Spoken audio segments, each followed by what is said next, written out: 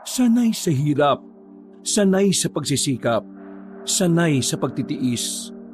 Ito ang mga bagay na matagal nang kinasanayan ng lalaking si Elias. Bata pa lamang kasi siya, namulat na siya sa kahirapan ng pamilyang kinilala niya. Wala na mga magulang si Elias. Ang kanyang ama ay namatay noong nasa serbisyo pa. Dating sundalo ang ama niya pero kakasimula pa lang sa serbisyo ay nadali na agad ng mga rebelde. Sanggol pa siya noong panahon na yon kaya hindi niya nakilala ng lubos ang kanyang ama. Ang kanyang ina naman, naganap na ng ibang lalaki at iniwan siya sa kanyang lola na agad na ring namatay. Wala na siyang balita sa kanyang ina. Ang huling pagkakaalam niya, nakapangasawa ito sa ibang bansa. Ngayon, mag-isang binubuhay ni Elias ang kanyang sarili. Kahit na hindi madali ang buhay para sa mga kagaya niya, kailanman ay hindi naman siya nagreklamo.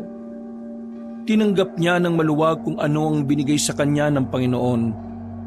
Naging positibo pa rin siya sa buhay kahit madalas na hindi umaayon ang panahon sa kanya. Mamaya raw 6:00 ng gabi. May meeting daw sabi ni Mang Temyong. Pumunta ka Nung nakaraan wala ka eh.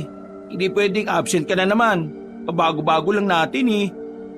Tinapik siya ng kanyang kaibigan sa samahan ng manunugis, si Nando. Magdadalawang buwan pa lamang sila sa samahan pero parang matalik na rin na kaibigan ang turingan nila. Halos kasundo niya kasi sa lahat ng bagay si Nando. Ang pagkakaiba nga lang nila, medyo nakakaluwag sa buhay si Nando kaysa sa kanya. Oo, pupunta ako mamaya. Kailangan ko lang ihatid itong mga sako nito kay Catering. Ano na naman ba kasing laman yan? Lupa ito pre. Ibinabari ito ng truck kanina. Hindi na kasi makadiretso doon kina Catering kasi mahirap na makaliko ang mga sasakyan sa dulo. Alam mo naman yun, di ba? Kaya ito, iisa-isahin ko to papunta ron. Sayang to. Pera din to. Lupa? Ano naman kayang gagawin niya sa lupa? Malapit na siguro siyang ilibing no? Uy, huwag ka nga magsalita ng ganyan. Kahit na medyo masama ugali nun, masama pa rin yun.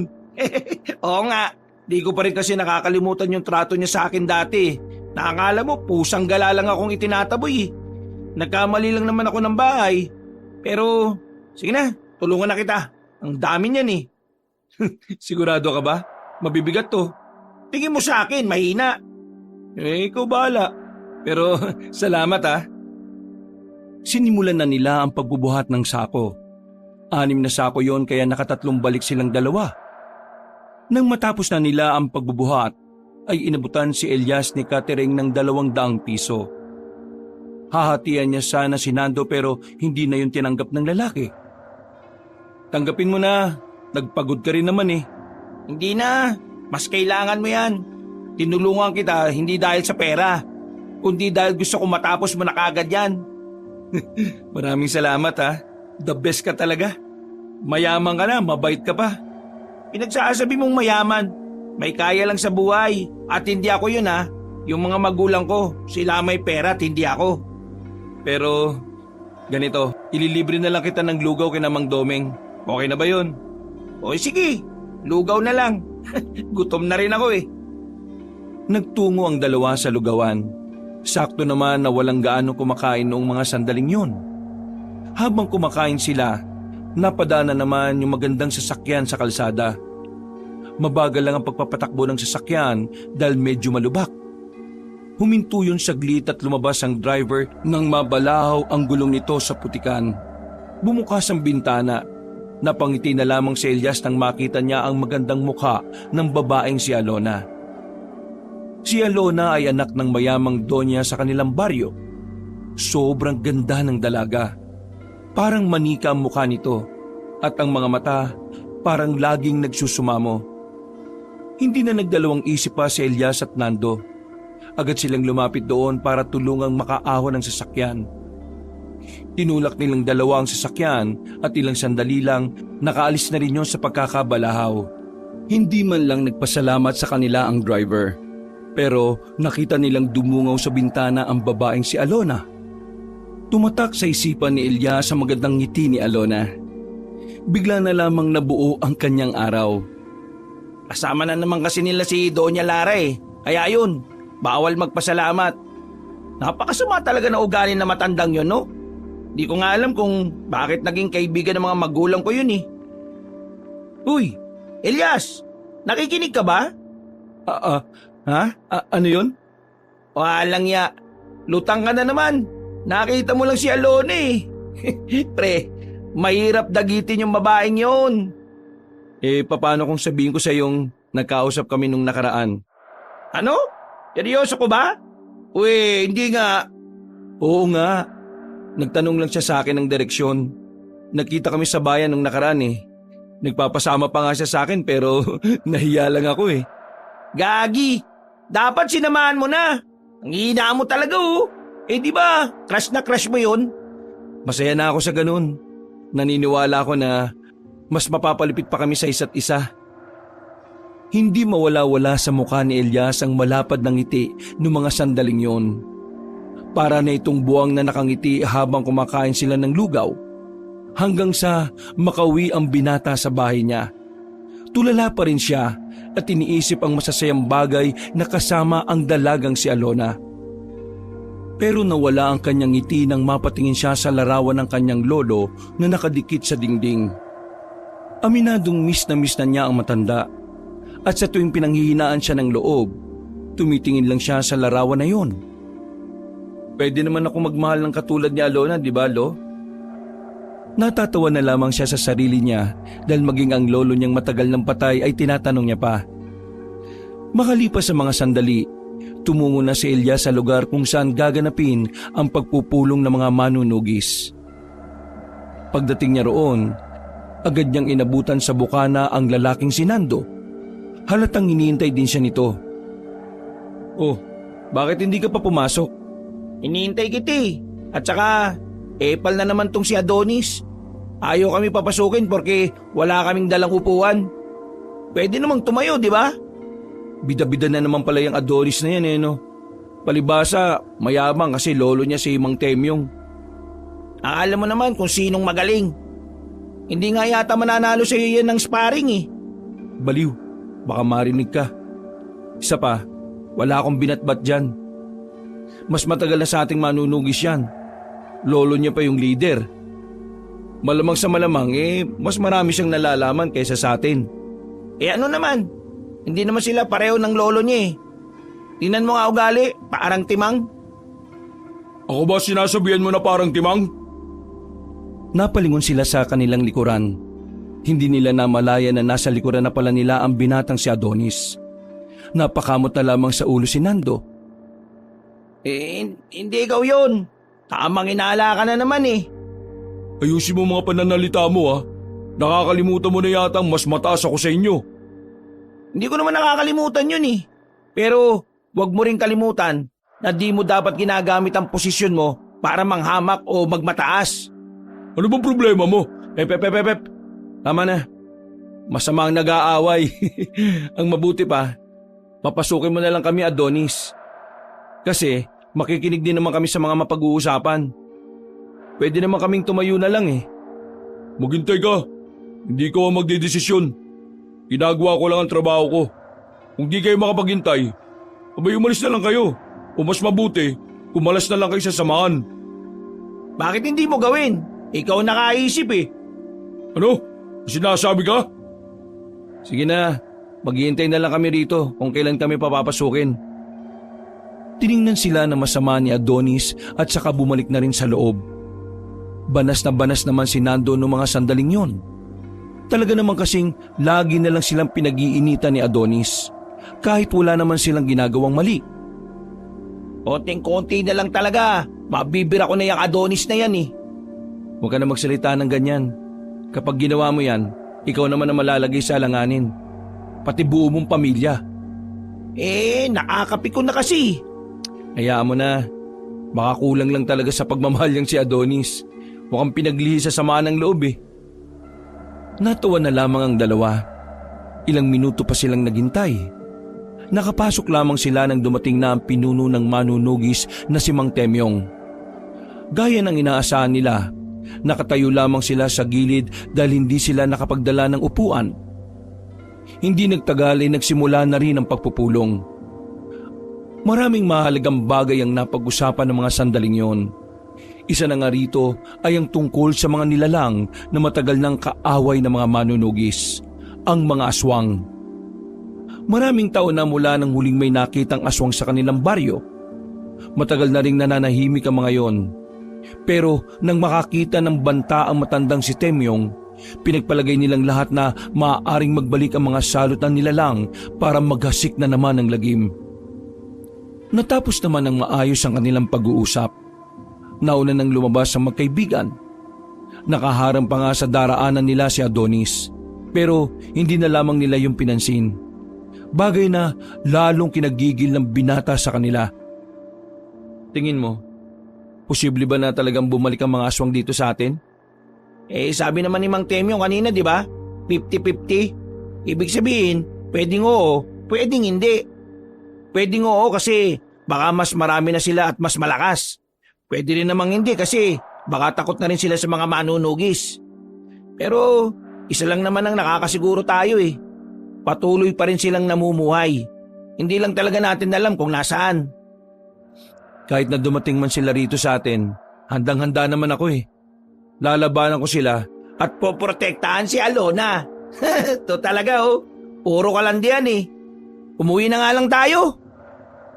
Napapakamot na lamang si Elias sa kanyang ulo. Kinabukasan ng umaga, nagtungo na siya sa bigasan na pagmamay-ari ng pamilya ni Nando. Umi-extra-extra kasi siya roon kapag wala pang iba niyang raket. Pagkainipang inabot ni Elias sa bigasan dahil wala namang gaanong bumibili roon. Pero laking gulat at saya ng binata nang biglang dumating ang nagliliwanag na ganda ng dalagang si Alona. Magandang tanghali, Ma'am Alona. Bibili ho ba kayo? Oo, pero hindi para sa akin. Bibili ako ng 4 na sako. Ipamimigay namin kasi yan sa kabilang baryo eh. Dun sa mga nasunugan. Hindi lang po pala kayo maganda. Meron din po pala kayong mabuting puso. Nakakahanga po kayo, ma'am. Naku, ang mga lalaki talaga, bolero. Kahit naman sino, gagawin din naman ang gagawin ko. Simpleng pagtulong lang naman ito. Hindi mo ako kailangang purihin. Bibihira na lang po kasi ako makakita ng maganda na, mayaman na, tapos mabait pa sa mga kagaya naming mahihirap. Para sa akin kasi, wala namang dahilan para maging masungit ang mayayaman sa mga kagaya ninyo. Tao lang naman din kasi kayo at tao lang din naman kami. Pantay-pantay tayong lahat sa mata ng Diyos. Kaya dapat pantay ang pakikitungo natin sa lahat. Kaya gusto kitang maging asawa eh. May sinasabi ka? Ho? Wala ho. Ang sabi ko po, ano po bang klase ng bigas ang bibilin nyo? Kahit ano, basta mabango. Inasikaso na rin ni Elias sa mga kakailanganin ni Alona. Masaya siyang ginagawa ang kanyang trabaho dahil nanonood sa kanya ang dalaga. Ganadong-ganado ang lalaki.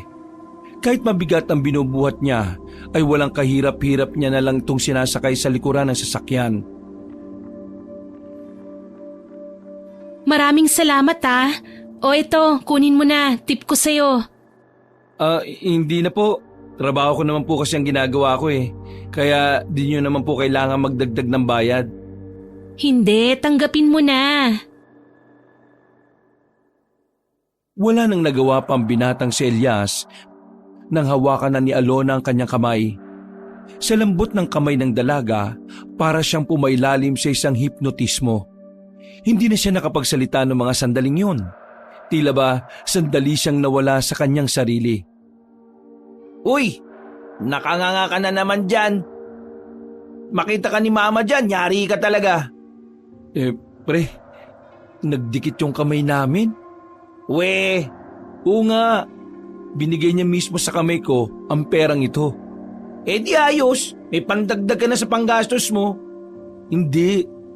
Anong hindi? Hindi ko gagastusin ang perang to. Ilalagay ko ito sa garapon at iingatan. Ito ang tanda ng araw na ito. Raulo, kapag dumating ang araw na kailangan mo ng pera, gagastusin mo rin yan, no? Hindi ka bubuhayin ng landi. Ito naman si Nando kontrabida eh. Tinuturuan lang kita maging praktikal, pre. Eto tatapatin na kita. Wala namang masamang umibig sa gaya ni Alona eh. Pero dapat, alam mo rin na mas malabo pa sa sabaw ng buko na pinagugasan ng kamay na magkatuluyan kayo. Sa ugali pa lang ng nanay nun, nako, wala ka nang magagawa. Bumuntong hininga na lamang si Elias. Alam naman niyang may punto ang kanyang kaibigan. Pero sa tuwing iisipin niya kasi ang magandang ngiti ni Alona, para siyang nakakalimot sa mga bagay na alam naman niyang hadlang sa kasiyahan niya. Pasensya na, pre. Alam kong nalungkot ka. Pero pre, ganito ang buhay natin eh. Hindi lahat ng gusto natin para sa atin. O kaya hindi lahat ng mababait sa atin pipiliin tayo. Hindi naman ako hadlang sa nararamdaman mo kay Alona. Gusto lang kitang ihanda sa mga pwedeng mangyari. Tropa tayo eh. Kahit papaano, ayaw din naman kitang masaktan.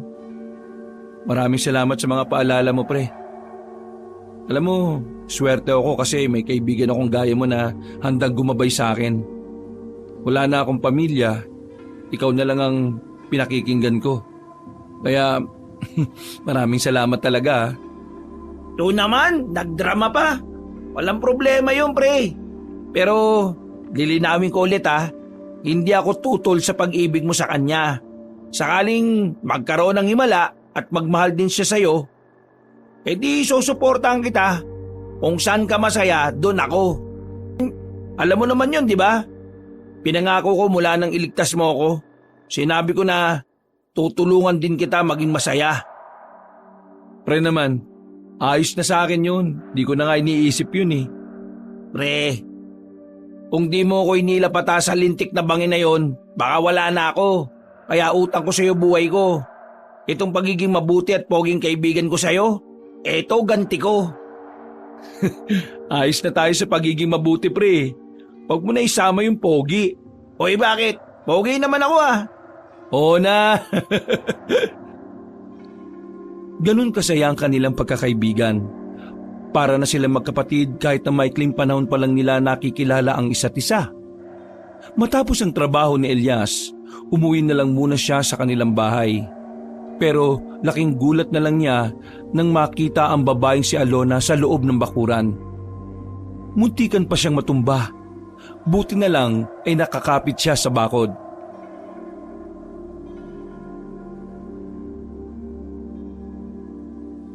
Para ka namang nakakita ng aswang sa reaksyon mo. Nakakatakot ba ako sa paningin mo? Nako, hindi ma'am. Nagulat lang ako kasi nandito po kayo. Hindi ko rin po alam kung paano nyo nalaman na dito ako nakatira. Dumaan ako sa bigasan kanina. Naghatid ka raw ng bigas kaya yung kaibigan mo na lang ang nakausap ko. Tinuro niya ang bahay mo. Nandito ako para ibigay tong kalahating sako. Ito yung sobra sa mga pinamigay namin kanina. Para po sa akin? Bakit po? Sa lahat kasi ng iniisip ko na pwedeng pagbigyan ng bigas na ito, ikaw lang ang unang pumasok sa isip ko. Parang ikaw lang yung deserving Ang bait mo kasing tao. Kung maliwanag lang sana ng mga sandaling yon, makikita sana ng dalaga ang pamumula ng mukha ni Elias. Hiyang-hiya ng lalaki sa mga naririnig niya. Pero pilit niyang kinakalma ang kanyang sarili. Maraming salamat po, ma'am. Napakabait po ninyo. Mas mabait ka. O paano, mauna na ako Ay, siya nga pala. Punta kayo sa birthday ko Bukas na yon. Ito ang invitation card. Inabot ni Alona ang kapirasong card na may pangalan ng dalaga. Nagmamadali na ring umalis ang babae. Napaupo na lamang siya sa gilid ng bigas at natulala. Hindi kasi siya makapaniwala na nangyayari ang lahat ng yon. Hindi niya alam kung ano ang magiging reaksyon niya. Dahil ang babaeng matagal na niyang hinahangaan, ngayon ay unti-unti nang napapalapit sa kanyang buhay. Hindi makapaniwala ang binatang si Nando nang ibalita niya yon. Ganun pa man, pagdating kinabukasan, nagbihis na rin ang dalawa para dumalo sa kaarawan ng dalaga. Simpleng kasuotan lang ang ginamit nila. Pagdating nila roon, ay nakapasok din naman sila nang ipakita ang invitation na dala. Namamangha si Elias nang nasa loob na sila. Malawak ang venue. Maraming lamesa at mukhang mamahalin din ang mga pagkain. Sa kanilang paglalakad, hindi sinasadyang masagi ni Elias sa matandang babae na nasa gilid. Pagtingin niya, nanlalaki ang kanyang mga mata nang makilala kung sino ito. Pasensya na po, hindi ko po sinasadya. Pasensya na po talaga. Tiningnan siya mula ulo hanggang paa ng donya na si Lara. Insulto ang naramdaman niya nang makita ang reaksyon ng mukha ng matandang babae. Pakiramdam ni Elias, minamalit siya nito sa pamamagitan lang ng tingin. Sino nagsabi na pwede kayong pumasok sa okasyon na ito? Hindi ba kayo nakakaintindi ng nakalagay sa labas? Ang mga narito lang ay mga imbitado. At higit sa lahat, bawal ang mga gusgusi na kagaya nyo rito. May nakita ba kayong mukhang basura dito? Grabe naman po sa mukhang basura. Malinis naman po mga suot namin At saka, hindi naman po kami masasamang tao. Hindi rin naman po kami pupunta rito kung hindi po kami inimbita ni Ma'am Alona. Inimbita kayo ng anak ko? Disgusting! Kahit na kailan, mahilig talaga ang batang yun sa mga taong walang direksyon ng buhay. Pinaaral ko ng maigi pero idinidikit lang niya ang sarili sa mga kagaya nitong hindi nga yata kayang makabili ng sariling magandang damit. Hindi naman po yata tama na pinagsasabihan niyo kami ng mga hindi magagandang salita. Kung ayaw niyo po kaming narito, lalabas na lang po kami. Wala naman pong problema sa amin. Mabuti pa nga, baka sundan pa kayo ng mga langaw rito. Nagtawanan ng mga amiga ng Donya. Halos manliit naman si Elias sa kanyang mga narinig. Si Nando naman, inis na inis. Pero dahil ginagalang pa rin nila ang mga naroon at ang okasyon, lumabas na lamang sila ng mansyon. Parang basang sisiw ang dalawa habang naglalakad paalis. Nagmamaktol naman ang kalooban ng lalaking si Nando at sinisipa-sipa pa ang mga bato na nakikita sa daan. Siraulong matanda yun Sabihin ko kaya kay Papa at Mama na hindi na sila gawing partner dun sa business namin. Napakamata pobre. Akala mo naman kung sinong sobrang yaman. Yumaman lang naman siya kasi namatay na yung mayaman niyang asawa Pasensya na pre nasira pa tuloy yung gabi mo. Huwag mo na lang isumbong sa mga magulang mo pre, para di na lumaki ang gulo. Ayaw ko rin naman na ito pa maging dahilan kung bakit pati negosyo nyo nadamay.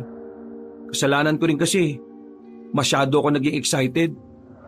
Hindi ko inisip yung sinabi mong masama talaga ugali ng Donya Lara na yan. Wala ka namang kasalanan pre. Siyempre, inimbita tayo. Malamang dadalo tayo. Kasi nakakaya din naman kay Ma'am Alona kung tatanggihan natin siya, di ba? Wala tayong kasalanan. Sadyang demonyo lang talaga yung ugali ng matandang yun. Alam mo, kapag dumating ulit ang mga aswang, dapat ang matandang yun ang unang lapain Hindi ko siya ililigtas. Kahit na maging ako pa yung pinakamagaling na manunugi sa buong mundo.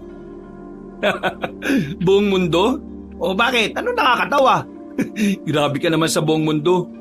Buong probinsya lang. Wala namang manunugi sa taswang sa ibang bansa Dito lang sa Pilipinas. Ay, oo nga no. Natawa na lamang din ang dalawa. Idinaan na lamang nila sa biruan ang sama ng kanilang loob. Dahil ayaw naman nilang masayang ang kanilang paghahanda, bumili na lamang ng alak si Nando at pulutan. Doon na lamang sila sa bahay ni Elias magdidiwang ng kaarawan ni Alona. Hindi pa nila nauubos ang isang bote, nagulat sila nang makitang nasa labas ng bakuran ng dalaga. Nakatayo ito roon at nakasuot pa nga ng itim na dress. Halatang galing pa ito sa sariling okasyon. Napatayo ang dalawa. Hindi pa naman sila sobrang lasing, kaya kahit na papaano, alam nilang may hiya pa silang nararamdaman. Naunang lumapit si Elias sa babae. Ma'am, Alona, ano pong ginagawa niyo rito? Bakit po kayo nandito di ba kaarawan niyo po ngayon? Nandito ako kasi nalaman ko ang nangyari. Gusto kong humingi ng paumanhin kasi wala ako kanina. Pasensya na sa ginawa sa inyo ni Mama. Nagkatinginan si Elias at si Nando. Nagkibit na lamang si Nando ng kanyang balikat. Ayos lang po yun, ma'am. Nangyari naman Isa pa, ayaw na rin naming masira ang kaarawan ninyo. Pwede ba akong pumasok? Gusto ko kasi talagang makasama kayo sa kaarawan ko eh. Kasi sa totoo lang, kahit na hindi ko kayo kilala, parang kayong dalawa lang ang nagiging totoo sa akin. Sige po, pasok po kayo. Pinaupo nila ang babaeng si Alona sa harapan ng lamesa. Hindi makapagsalita ang dalawa sa sobrang hiya. Hindi nyo naman kailangang mahiya at kung pwede lang sana, wag nyo na akong ituring na mas mataas sa inyo. Wag na kayong magpo sa akin. Gusto ko ngayon pantay-pantay tayo. Sa katunayan, meron akong dala oh. Napatakip na lamang ng mata ang dalawang binata nang biglang may hinugot si Alona sa loob ng bra nito. 2 plastic na may laman na spaghetti at pansit. Dinalhan ko kayo nito. Ako mismo ang nagluto niyan kaya wala ako kanina nung dumating kayo. Talagang naisip niyo pa na ilagay ito sa bra niyo? Nagulat naman kami sa inyo. Ayaw kasi ni Mama na naglalabas ako ng pagkain. Kaya ayan, tara kain na tayo. Hindi mapaliwanag ni Elias kung bakit ganun kabait sa kanila ang dalaga. Lalong-lalo na sa kanya. Dahil matapos ang sandaling yon, sa mga sumunod na araw ay lagi na siya nitong kinakausap. Kung minsan pa nga, sinasadya siya nito sa bigasan. Sa paglipas ng mga araw, hindi na namamalayan ni Elias na unti-unti na pala silang napapalapit sa isa't isa. Tila hindi na naiisip ni Elias ang agwat ng antas ng kanilang pamumuhay. Sa mga nagdaang araw, aminado ang binata na tuluyan na siyang nahuhulog sa dalaga. Pero wala siyang lakas ng loob para sabihin yun kay Alona. Ganun pa man, sinusubukan na lamang niyang maging masaya na lang muna siya kung anuman ang samahan nila. Para sa kanya, masaya na siyang makita na masaya rin si Alona kapag magkasama sila. Para ka naman buwang dyan. Nakangiti ka na naman. Buwang agad? Di ba pwedeng masaya lang? Alam ko naman kung bakit ka masaya eh. Nagkakamabutihan na kayo ni Alona eh no? Ha? Nagkakamabutihan? Ano ka ba? Magkaibigan pa lang kami, no? Palang? Ibig sabihin, may hihigit pa ron? Hindi natin alam. Pre, paalala ko lang ha. Iba si Alona sa atin. Dapat handa ka sa magiging kapalit ng lahat. Pinaghahandaan ko na yun, pre. At kung sakali mang masaktan ako, tatanggapin ko ng buong buo yun. Naglalakad sila ng mga sandaling yun patungo sa kanilang headquarters. Nagpatawag na naman kasi ng meeting ang kanilang pinuno. May kumakalat kasing balita na ang mga ngaso raw sa gubat ay namatay dahil sa mga aswang. Wala pa namang lehitimong ebidensya na nagpapatunay na aswang nga ang salarin. Pero hindi pa rin nila sinasantabi ang posibilidad. Maiba tayo, pre. Tingin mo, mga aswang talaga yung mga dumali dun sa mga ngaso? Kaya nga tayo pupunta sa headquarters kasi aalamin natin eh. Tingin ko talaga, pre. Malapit na silang magbalik. Paano mo naman nasabi? Wala lang. Nararamdaman ko lang. Pinagdarasal ko nga na sana lumabas na sila eh. Para naman magamit na natin yung mga pinag-aralan natin. Ilang sandali lang ay nakarating na rin sila sa kampo. Ginrupo na ang mga manunugis para sa kanya-kanyang tungkulin na dapat nilang gampanan. Sa kasamaang palad, napunta ang magkaibigan sa grupo ni Adonis, ang taong kinaiinisan pa nila ang magiging pinuno ng kanilang grupo. Ganun pa man, wala naman silang magagawa. Kailangan may grupo silang kinabibilangan. Lalo na ngayong nagiging seryoso na pala ang problema nila pagdating sa mga aswang. Dito sa grupo ko, ayaw ko nang tatamad-tamad ha. Ayaw ko nang tatanga-tanga. Higit sa lahat, ayaw ko ng mga nagmamagaling. Tumingin pa si Adonis kay Elias at Nando na parabang ang mga sinabi nito ay para talaga sa dalawang lalaki. Hindi na lamang pinatulan na magkaibigan si Adonis. Mas inisip na lamang nila ang kanilang magiging misyon. Tayo ang naatasan na magbantay sa baryo natin. Habang ang iba naman, sila ang roronda sa mga kalapit na baryo. Kapag nagpatawag ako ng pagpupulong, gusto ko makarating kayo kagad. Ang mga malilate o kaya mga hindi makakarating, may karampatang parusa mula sa akin. Nagkakaintindihan ba tayo? Sumang-ayon naman ang lahat ng mga sandaling yon. Pagkatapos ay agad na rin naman silang pinaalis ni Adonis. Nagmamadali na lang maglakad ang dalawa para hindi na sila mapag-initan ng kanilang tinuturing na leader. Lumipas pa ang mga araw. Napapadalas ang pagronda ng mga manunugis sa buong baryo. Dahil palaging kasama si Elias sa pagronda, nalaman na rin ni Alona ang tungkol sa pagiging manunugis niya. Wala namang yung problema sa dalaga. Mas lalo pa nga itong humanga kay Elias. Sigurado ka bang hindi ka man lang nagkaroon ng kahit na kaunting pagkadismaya? Akala ko kasi hindi mo magugustuhan kapag nalaman mong miyembro ko ng sama na yun eh. Nasa gilid sila ng ilog sa mga pagkakataong ito. May daladalang mga binalatang mangga si Elias habang sinasawsaw nila sa bagoong alamang. Ilang beses na nila itong ginagawa kapag walang pinagkakaabalahan si Elias. Isa ito sa mga bagay na gustong-gusto ni Elias. Bakit naman ako madidismaya? Wala namang masama sa ginagawa mo. Ang nakakadismaya ay yung mga lalaking pabigat sa pamilya at walang pangarap sa buhay. Maraming salamat pero alam mo ba kung anong pangarap ko sa buhay? Oo nga, ano nga ba? Ikaw. Ha? Anong ako? Ikaw ang pangarap ko. Ano? Bakit ako? Alona, alam kong nakakahiya pero kakapalan ko na ang mukha ko. Hindi ko na kayang itago pa yung nararamdaman ko sa iyo eh. Noon pa man, gusto na kita. Pero dahil alam kong magkaibang estado ng pamumuhay natin, wala akong lakas ng loob noon. Pero ngayon, tinatapangan ko na. Alona, gusto kita.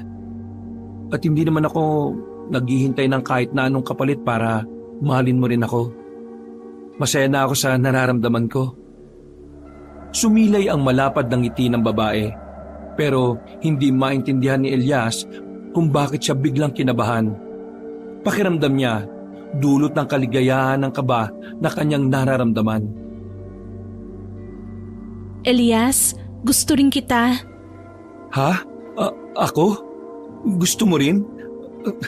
Paano? Kasi naiiba ka sa lahat ng lalaking nakilala ko. Mabuti kang tao, napakabusilak ng puso mo. Higit sa lahat, nakikita ko kung paano ka nagsisikap sa buhay. Hindi gaya ng iba na umaasa lang sa mga magulang. Hindi pa rin ako makapaniwala.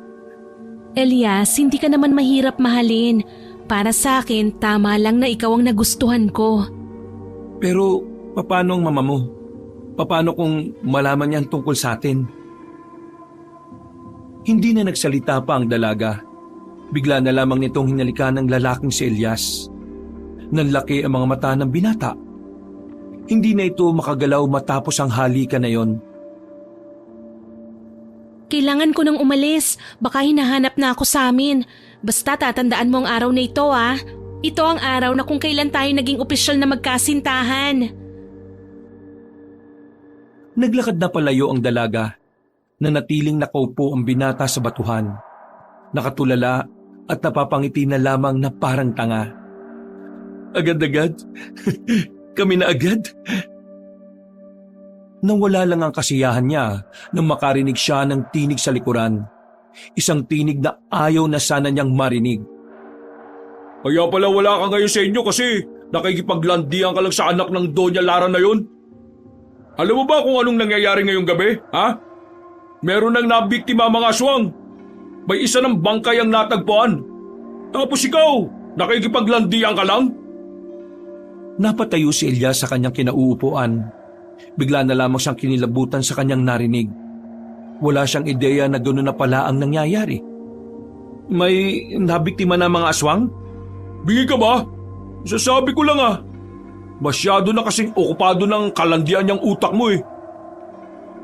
Tumiwalag ka na lang kaya sa pagiging manunugis. Total, wala ka naman silbi. Hindi na nakapagsalita si Elias ng mga sandaling yon. Nilapitan siya ni Adonis at tiningnan siya na masama. Ayaw ko sa lahat, yung inuunaan ako sa mga gusto kong mapunta sa akin. Tinulak siya ni Adonis at naglakad na rin ito palayo. Gulong-gulo naman ang lalaking si Elias sa sinabi ni Adonis. Sumunod na lamang siya roon at pagdating nga nila sa kanilang baryo, marami ng tao sa harapan ng barangay. Nadala na kasi roon ng isang bangkay ng magsasaka na natagpuan daw na lumulutang sa ilog. Wakwak ang tiyan ng magsasaka at wala na rin ang dila at mata. Maraming kalmot sa katawan. Indikasyon lamang na nanlaban pa ang magsasaka bago ito tuluyang mapaslang. Saan ka ba galing? Kanina pa galit na galit sa'yo si Adonis. Tanong ng kanyang kaibigan nang abutan na niya itong nakikiosyoso rin doon. Nagkita na kami, kaya nga ako nagmadaling pumunta rito eh. Kailangan na talaga natin maging seryoso ngayon, pre. Gumawa na ng hakbang ang mga aswang. Sabi nila Mang Temyong, isang mensahe raw ito na dapat natin pagtuunan ng pansin. Nag-aamon na ng gulo mga aswang eh, oh. Ano ba talagang gusto nilang mangyari? Eh di, patayin lahat ng manunugis para wala nang hadlang sa mga plano nila. Napabuntong hininga na lamang ang binatang si Elias. Aminadong dumadaloy na rin sa kanyang sistema ang kaba. Palagay niya, anumang oras ay mapapalaban na sila. Mga ilang sandali pa, kinuha na rin ang bangkay ng kaawa-awang magsasaka. Nagsialisan na rin ang mga tao. Umuwi na lang din sina Elias at Nando. Bukas ng umaga, maaga tayo. May pagpupulong na naman. Huwag kang papauli ha, magagalit na naman sa'yo si Adonis. Sige pre, maraming salamat. Tinapik na siya sa balikat ni Nando at naglakad na rin palayo. Nang makarating na siya sa kanilang bahay, nagulat siya nang naroon na ang mga kalalakihan na nakaitim. Matatangkad ang mga yon. Pagtingin niya sa kanyang bahay, lumabas mula roon ng donya na si Lara. Sandali, bakit po kayo narito? Narito ako para sabihin sa iyong wala kang karapatang mahalin ang anak ko. Isa ka lang basura sa paningin ko at kahit na kailan, hindi ka pwedeng dumikit kay Alona. Layuan mo ang anak ko dahil kung hindi, matitikman mo ang hinahanap mo. Wala naman po ako masamang intensyon kay Alona. Mabuti po ang hangarin ko sa kanya. Huwag mo kong gamitan ng mga ganyang salita mo. Alam ko na yan. Kunwari mabuti pero ang totoo, pera lang naman ang habol mo sa kanya. Hindi nagagana sa akin ang mga ganyang estilo. Nagkakamali po kayo. Mahal ko po ang anak ninyo. At wala naman po akong pakialam kung ano ang estado niya sa buhay. Pwes ako, may pakialam ako sa estado mo sa buhay. At hindi ako papayag na isang katulad mo lang ang mapapangasawa ng anak ko. Kaya pwede ba? Layuan mo siya. Pasensya na po kayo. Pero lalayuan ko lang siya kung si Alona mismo ang magsasabi sa akin. Abat, talagang matigas ang bungo mo? Sumenyas ang donya sa mga kalalakihang naroon. Walang ano-ano, bigla na lang siyang binugbog ng mga yun. Pinagsisisipa siya. Pinagsususuntok sa kahit na saang parte ng kanyang katawan. Nang makita ng donya na duguan na ang bibig ng binata, tumigil na rin ang mga kalalakihan. Hindi lang yan ang mapapala mo kapag pinilit mo pa rin ang sarili mo sa kanya. Tandaan mo, daga ka lang. Wala kang karapatan magmahal sa isang mamahaling pusa. Naglakad na palabas ang donya. Padabog pang sinarado ng mga kalalaki ng gate nila na yari sa kawayan. Pagtingin niya sa labas, nakita niya si Adonis na nakangisi. Parang masaya pa itong nakita ang sinapit niya. Sa mga pagkakataong yon, alam na ni Elias na si Adonis nga ang nagsumbong sa donya at napagtanto rin niya na may gusto rin si Adonis kay Alona. Naglakad na rin paalis si Adonis. Pinilit na lamang ni Elias na bumangon kahit masakit ang kanyang buong katawan. Umupo na lamang siya sa harapan ng pintuan niya at pinunasan ng dugo sa bibig niya. Siraulong Adonis talaga yun ha. Pinahamak niya ako. Nakakainis. Pumasok na lamang siya sa loob dahil sa nangyari. Napaisip siya kung ano ang kanyang gagawin. Hindi niya kayang pakawalan ng dalaga. Pero hindi niya rin naman alam kung ano ang mangyayari sa kanya sa oras na ipaglaban niya pa rin ang kanyang nararamdaman. Pinipilit niyang ituon na lamang ang atensyon niya sa problema ng mga manunugis. Pero habang ginagawa niya yon, mas lalo niya lang iniisip si Alona. Bumuntong hininga na lamang ang binata. Sa kakaisip niya ng kung ano-ano, nakatulog na siya. Nagising na lamang siya nang maramdaman niyang may gumigising sa kanya. Pagdilat ng kanyang mga mata, mukha agad ni Alona ang bumungad sa kanya. Agad siyang napabangon.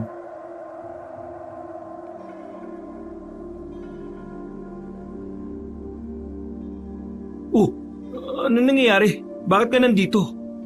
Elias, umalis na tayo. Ha? Anong umalis? Saan tayo pupunta? Anong oras na yun?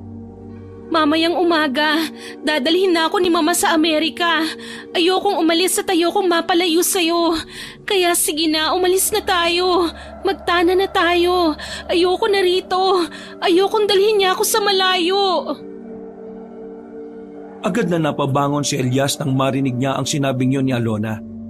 Kinabahan siya ng malala. Nang makita niyang umiiyak na si Alona ay nakaramdam siya ng awa rito. Kaya naman, kahit na alam niyang hindi tama na magtanan ng ganong kabilis, pumayag na lamang siya sa gusto ni Alona. Mag-iempake lang ako. Hintayin mo ko, aalis tayo. Mabilis na inilagay ni Elias sa mga gamit niya sa malaking bag. Kinuha na rin niya ang mga naipon niyang pera. Pagkatapos, umalis na rin sila ng bahay. Hindi alam ng dalawa kung saan ang kanilang destinasyon. Wala silang tiyak na pupuntahan. Ang tanging tumatakbo lamang sa isipan ng dalawa ay makalis ng kanilang baryo. Yun lang ang natatanging paraan para hindi masira ang kanilang pag-iibigan na inuumpisahan pa lamang nila. Habang naglalakad sa gilid ng kalsada, naramdaman na lamang ni Elias ang paghawak ng malambot na kamay ni Alona sa kanyang kamay. Napangiti ang babae. Nakaramdam naman ng kakaibang kaligayahan ng binata. Sa buong buhay niya, ngayon lamang siya nakaranas ng may babaeng humawak na matagal sa kanyang kamay. Maraming salamat, Elias, kasi handa kang samahan ako. Kasi, mahal kita. Hindi ko rin naman hahayaan na paghiwalayin nila tayo. Pasensya ka na kasi sinaktan ka nila. Kasalanan ko ang lahat. Hindi mo kasalanan. Kasalanan ko yung kasi inayaan kong gawin nila sa akin yon. Ang mahalaga naman para sa akin ngayon magkasama na tayong dalawa. Saan tayo pupunta ngayon? Hindi ko rin alam Pero kung sakali mang may madaanan tayong baryo, manghupahan na muna tayo ron. Tumangutango na lamang ang babaeng si Alona. Makalipas ang halos 2 oras nilang paglalakad, isang tricycle driver ang huminto sa kanila. Tinanong kung saan sila pupunta. Agad naman nilang sinabi na kailangan nila ng mauupahan. Noong mga pagkakataong yon, sinamahan sila ng tricycle driver sa isang lugar na kung saan marami daw paupahan na bahay. Liblib na lugar na ang kanilang napuntahan, pero lihitimong may mga bakanting bahay naman. Ang pagkakaiba nga lang sa baryo nila, layo-layo ang mga bahay na nakatirik doon. Agad naman nilang nakausap ang isang matandang lalaki na ayon dito, yun ang may-ari ng mga bahay na paupahan. Mukha namang matino at maayos sa matandang sumalubong sa kanila. Magaan ang pakiramdam nila dito. Palangiti ang matanda at talaga namang lahat ng kanilang dapat malaman tungkol sa bahay ay sinabi na rin sa kanila. Mukhang mga bata pa naman kayo. Pero bakit nang madali na yata kayo magtanan? Hindi nyo na kailangang sagutin yon ha. Ang mahalaga naman sa akin may mangungupahan na rito sa bahay na ito. Ay, siya nga pala. Tawagin nyo na lang akong Mang Ilorde. Ako may-ari ng mga bahay na paupahan dito. Kilala rin ako rito sa amin. Kaya kapag may problema, madali nyo akong mahanap. Napaliwanag ko naman sa inyo ang lahat at narito na rin naman sa akin ang pera. May tanong pa ba kayo? Meron po bang mga tindahan dito na pwedeng bilhan ng pagkain? Ay, meron naman. Lakarin nyo lang ang daan na ito. Makakarating na kayo sa mga tindahan. Kapag may nagtanong kung sino kayo, sabihin nyo kakilala ko kayo. Walang gagalaw sa inyo rito, kahit na sino. Maraming salamat naman po. Ay, maraming salamat din. Ay, sige na, magpahinga na kayo. Mag-uumaga na Pumasok na lamang ang magkasintahan sa loob ng bahay. Malinis ang loob. Maging ang mga pader ay mga bagong pintura rin. Wala itong ikalawang palapag. Pero meron namang isang gilid at maliit na sala. Ang kusina naman ay nasa labas. Huminga ng malalim si Elias. Pasensya ka na kung dito lang tayo ha. Kapag nagkaroon ako ng maayos na trabaho, titira din tayo sa mas maayos na bahay. Wala naman sa akin kung anong titirhan natin. Basta magkasama lang tayong dalawa. Isa pa, nagsisimula pa lang naman tayo. Sigurado ka na ba talaga sa akin? Oo naman, sinabi ko na sa iyo yun, hindi ba? Baka kasi nabibigla ka lang eh. Ayaw mo ba sa akin? Anong ayaw? Gustong gusto kita no? Pero gusto na nahihiya ako sa'yo. Kasi ganito lang ako eh. Kaya ikaw ang pinili ko kasi alam kong kaya mo kong alagaan at protektahan. Kaya wag ka nang mag-isip ng kung ano-ano. Hinawakan ng babae ang pisngi ng binata. Napangiti na lamang din si Elias. Maya-maya, pumasok na rin sila sa silid. Dahil hindi pa sanay ang dalawa na magkatabi, sa sahig na lamang nahiga ang lalaking si Elias. Maagang nagising si Elias kinaumagahan. Habang natutulog pa si Alona, lumabas na muna siya ng silid para maganda ng kanilang kakainin. Wala silang nadalang pagkain kaya naisipan niyang bumili na muna sa tindahan. Nilakad niya ang direksyon na tinuro sa kanila ni Mang Elorde. Nang marating na niya yon, nakita niya ang mga taong tila kakaiba ang tingin sa kanya. Para bang ito ang unang pagkakataon na nakakita sila ng ibang tao sa kanilang lugar. Napapansin din ni Elias na para bang nagbubulungan ng mga yun. Ano ba to? Nakakailang naman sa lugar na to. Parang may masasamang binabala kung makatingin eh. Lumapit na lamang ang lalaki sa tindahan. Dahil wala namang karning tinda roon, gulay na lamang ang kanyang binili. Sinamahan na rin niya yon ng itlog na manok. Pabalik na ang lalaki nang biglang merong humarang sa kanyang batang lalaki. Namumula mga mata ng batang lalaki. Madungis at parang mananakit. Sunod ito ng sunod sa kanya. Boy, huwag kang nga sumunod. Wala akong ibibigay sa'yo ha. Sakto lang din tong pera namin eh. Pero hindi siya tinitigilan ng batang lalaki. Parang ginagaya na nito ang pag-angil ng isang aso. Napapakamot na lamang si Elias sa kakulitan ng bata. Mabuti na lamang ay dumating na si Mang Elorde na sa mga sandaling yon ay kagagaling lang din sa kung saan. Ay, Bornak, huwag kang makulit. Mga bagong tirayan dito sa baryo natin. Kargo ko mga yan, kaya huwag kang mangulit ha. Nang sabihin niyo na matandang lalaki, dali-daling umalis ang bata na parabang natataranta. Napapailing na lamang ang matandang si Elorde. Pasensya ka na kay Bornok ha. May problema sa pag-iisip yun eh. Pinabayaan na kasi ng mga magulang. Ayos lang naman po. Wala naman pong ginawa sa akin yung bata eh. Eh ano ba yung binili mo? Maggugulay ka? Opo eh. Wala na kasing karne. Mukhang maaga na uubos ang karne rito sa inyo. Eh kung gusto mo, diretsuin mo pa ang dulo. May isda namang tinda ron. Ay, hindi na po muna siguro. Baka magising na si Alona eh. Wala siyang madatnan. Swerte mo iho. Kaya ikaw, ingatan mo yung babaeng yon. Mahalin mo siya ng totoo. Protektahan mo sa lahat ng oras. Ay, opo naman. Mahal na mahal ko po yun eh. Kahit saan, ilalabang ko po siya ng patayan. Nakakatuwa ka naman iho. Kaya naman, akong bahala sa inyo habang narito kayo. Ligtas kayo rito. Tumango at ngumiti na lamang ang binata. Naglakad na rin siya paalis. Nang makauwi na sa bahay na inupahan, inabutan niyang tulog pa rin ang babae. Sinimulan na lamang niya ang pagluluto. Habang nagluluto, nagulat siya nang marinig na sumigaw si Alona sa loob. Agad-agad niyang pinuntahan ng dalaga at saka inasikaso. Anong problema? Napano ka? Nanaginip ako ng masama. Ano naman ang napanaginipan mo?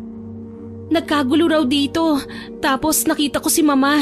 Kasama niya ang mga tauhan niya at mga manunugis. Kinuha niya ako at pinatay kanila. Hindi totoo yan. Panaginip lang yan. Hindi naman yan mangyayari sa tunay na buhay eh. Kaya relax ka lang. Maya-maya lang ay nahimasmasan na rin ng babae. Pero sa loob-loob ni Elias, batid niyang masamang pangitain ng mga ganong klase ng panaginip. Lumipas sa mga oras at kumain na rin silang dalawa. Naging maayos naman ang unang araw nila sa lugar na yon. At sa paglipas pa ng ilang araw, hanggang sa mag-isang buwan na nga, unti-unti na nga silang nasasanay sa sistema ng pamumuhay roon. May mangilan-ngilan na rin silang mga nakilala at nakakausap.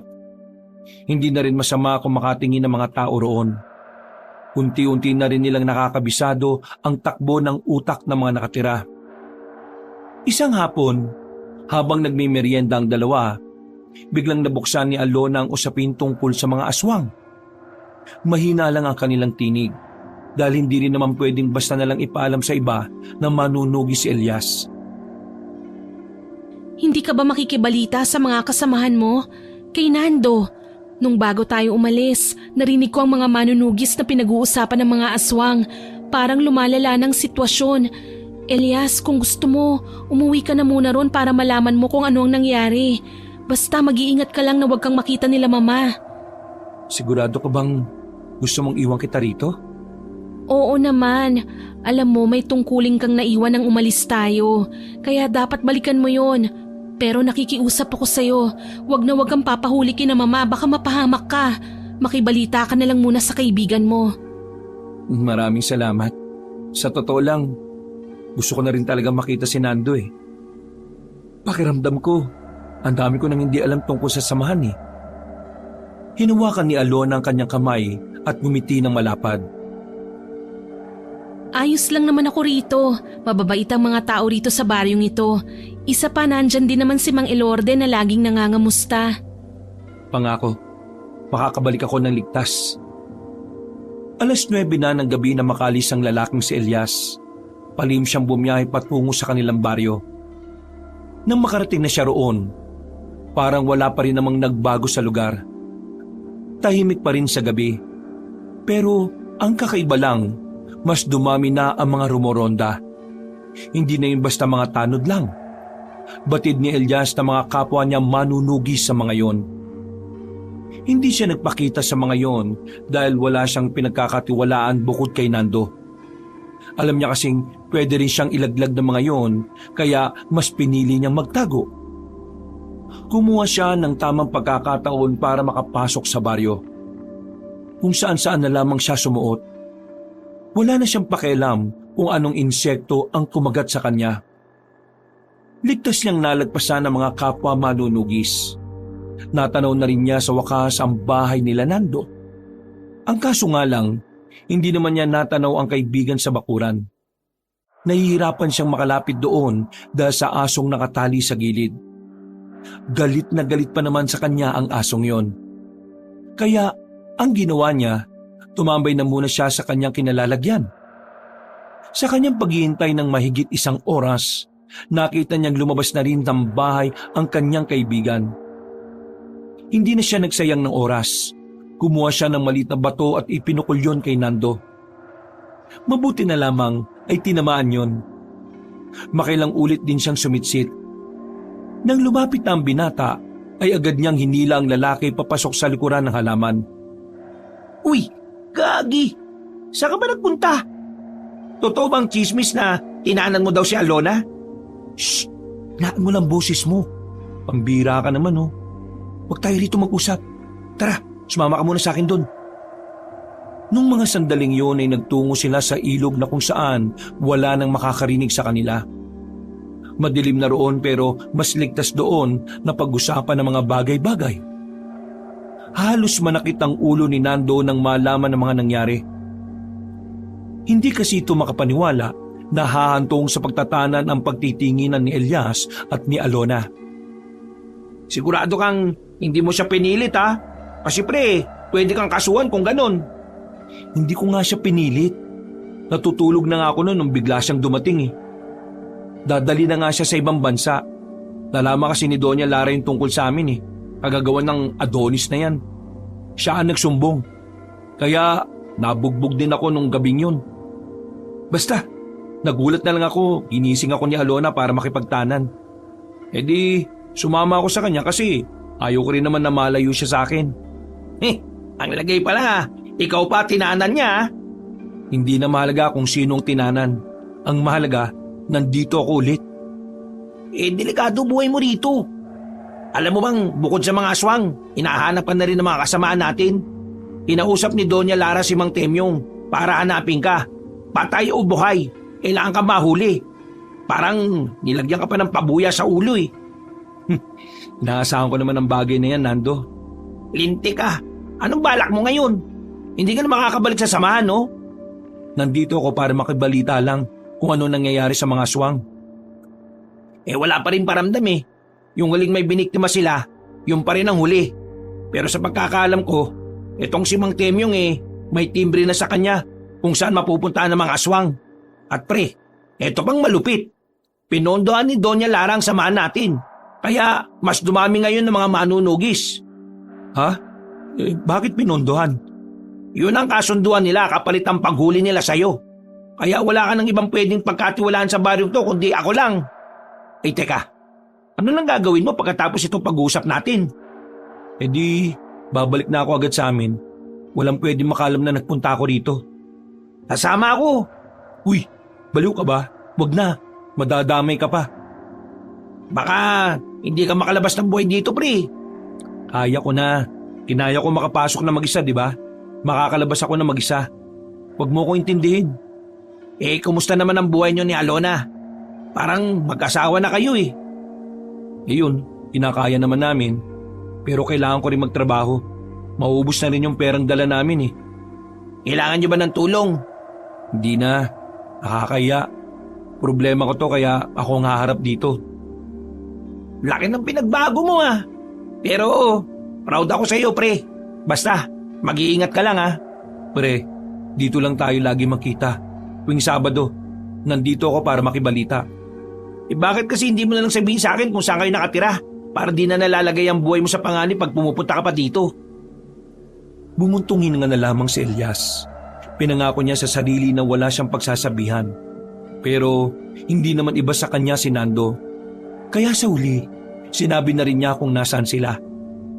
Hindi niya lamang sigurado kung matutuntun siya ng kaibigan dahil liblib na rin ang kinaroroonan ng tirahan nila ni Alona. O sige na, umalis ka na. Hindi na magandang narito ka ng matagal. Baka mamaya merong nakasunod sa atin. Maraming salamat pre ha. Hanggang sa muli. Tinipik na lamang siya ni Nando sa balikat. Agad na rin niyang nilisan ang lugar na yon. Bumiyahe siya pabalik at nang nasa kagubatan na siya, hindi niya inaasahan na masusubok ang kanyang pagiging manunugis. Punyal lamang ang dala niya noong mga sandaling yun. Pero malakas ang kanyang loob para harapin ang mga aswang na nagpaparamdam sa paligid. Ay nako, minamalas ka nga naman oh. Tumigil siya sa paglalakad at nakiramdam. Di nagtagal, narinig na rin niya ang pag-angil ng mga yun. Hinandanan niya ang kanyang sarili. Maya-maya pa, isang aswang ang lumundag patungo sa kanya. Hindi siya nagdalawang isip na patamaan ng nilalang na yon. Nasugatan niya ito sa bandang braso. Dahil sa pinakitang pagiging alerto ni Elias, tila nagkaroon ng pag-aalinlangan ng mga aswang. Para bang nalaman agad nilang hindi basta-basta ang lalaki. Oh, bakit kayo natigilan? Natatakot na ba kayo? Kailangan na natin kumatras! Isa pala siyang manunugis! Magaling siya! Biglang gumapang ang mga yon paket ng mga puno. Lumundag palis at hindi na nahabol pa ni Elias. Napatras man niya ang mga nilalang. Aminado siyang kinabahan din siya sa nangyari. Mabuti na lamang ay hindi siya nagpakita ng kahit na anong kahinaan. Nagmamadali na siyang umalis doon at agad na tinungo ang kanilang baryo. Gising pa si Alona nang dumating siya. Kumilos na lamang siya ng normal at hindi na sinabi sa babae kung ano ang nangyari. Mabuti naman at dumating ka na. Bakit? May nangyari ba rito habang wala ako? Kanina kasi natutulog na ako. Tapos nararamdaman ko parang ang daming umaaligid dito sa bahay natin, Elias. Pakiramdam ko may aswang dito kanina. Agad na inilabas ni Elias ang kanyang punyal. Lumabas siya ulit at saka nilibot ang paligid ng bahay pero wala na siyang nakita pa. Huwag kang mag-alala. Kasama mo lang ako. Hindi na kita iiwan. Naging kalmado na rin naman ang kalooban ng babae sa mga sandaling yon. Makalipas lang ang ilang minuto, nakatulog na rin ito. Habang si Elias naman ay nagbantay na lamang hanggang sa magumaga. Ang pangyayaring yun ay sinabi nilang magkasintahan kay Mang Ilorde. Ang sabi na matanda, baka mga pusa lang daw na naghahabulan ang narinig ni Alona. Pero kilala ni Elias ang kanyang kasintahan. Alam niyang kung ano ang naramdaman nito ay totoong yun ang naroon. Isang linggo pa ang lumipas. Habang patagal sila ng patagal sa lugar na yon, parami na ng parami ang napapansin ni Elias na kakaiba. Isa na nga rito ay ang kawalan ng tindang bawang at asin sa baryo. Pati na rin ang kakaibang ingay na naririnig niya kung saan kapag linggo na madaling araw. Bukod pa rito, napapadalas na rin ang pangangaswang sa kanila. Sumagi na nga rin sa isipan ni Elias na mas mainam na umalis na sila roon bago pa tumama ang kanyang hinala. Pero hindi naman sila makalis kaagad dahil ilang araw na rin pabalik-balik ang lagnat ni Alona. Dali na kaya kita sa ospital ngayon. Hihingi ako ng tulong kay Mang Ilorde. Baka may sasakyan sila. Hindi na, lagnat lang naman ito eh. Pabalik-balik na ang lagnat mo eh. Baka mamaya niyan, hindi na normal yan. Ayos lang ako. Nangyayari na to sa akin bago pa tayo magkakilala. Huwag ka nang mag-alala. Kailangan ko lang itong ipahinga. Sigurado ka ba? Oo naman. O sige, dito ka na lang muna. Kailangan ko lang puntahan si Mang Ilorde. Sabi niya kasi kanina, puntahan ko siya sa kanila kasi may ibibigay siyang gamot. Sakaling may mga magparamdam na aswang, hawakan mo lang ang punyal ha. Hindi naman sila makakalapit sa iyo kasi nilagyan ko na ng walis tingting ang labas ng bahay natin. Takot sila sa walis tingting eh. Pagtango na lamang at pilit ng ngiti ang tinugon ng babae. Dali-dali rin namang umalis ng bahay si Elias. Sa kanyang paglalakad patungo sa bahay ni Mang Ilorde, meron siyang natanaw sa di kalayuan na may mga dalawang kawayan na may apoy sa dulo. Parang mga sulo. Nung una, di niya yun pinansin at dumiretso sa bahay na matanda. Pero wala roon si Mang Ilorde. Kaya natuon na naman ang kanyang atensyon sa mga taong nagtitipon-tipon at nasa iisang direksyon ang daan habang may dalang sulo. Palihim siyang sumunod sa mga yon hanggang sa marating na nga nila ang malawak na kapatagan na nasa liblib din na parte ng baryo. Maraming taong nagtipon-tipon. Maliwanag ang lugar dahil sa mga dala nilang ilaw. Hindi mapaliwanag ni Elias sa sarili niya kung ano ang nangyayari.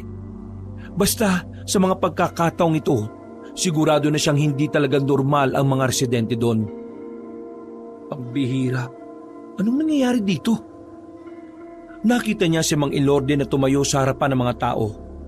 Pinakinggan ni Elias sa mga sinabi nito kahit na alam niyang maaring malagay sa kapahamakan ng kanyang buhay.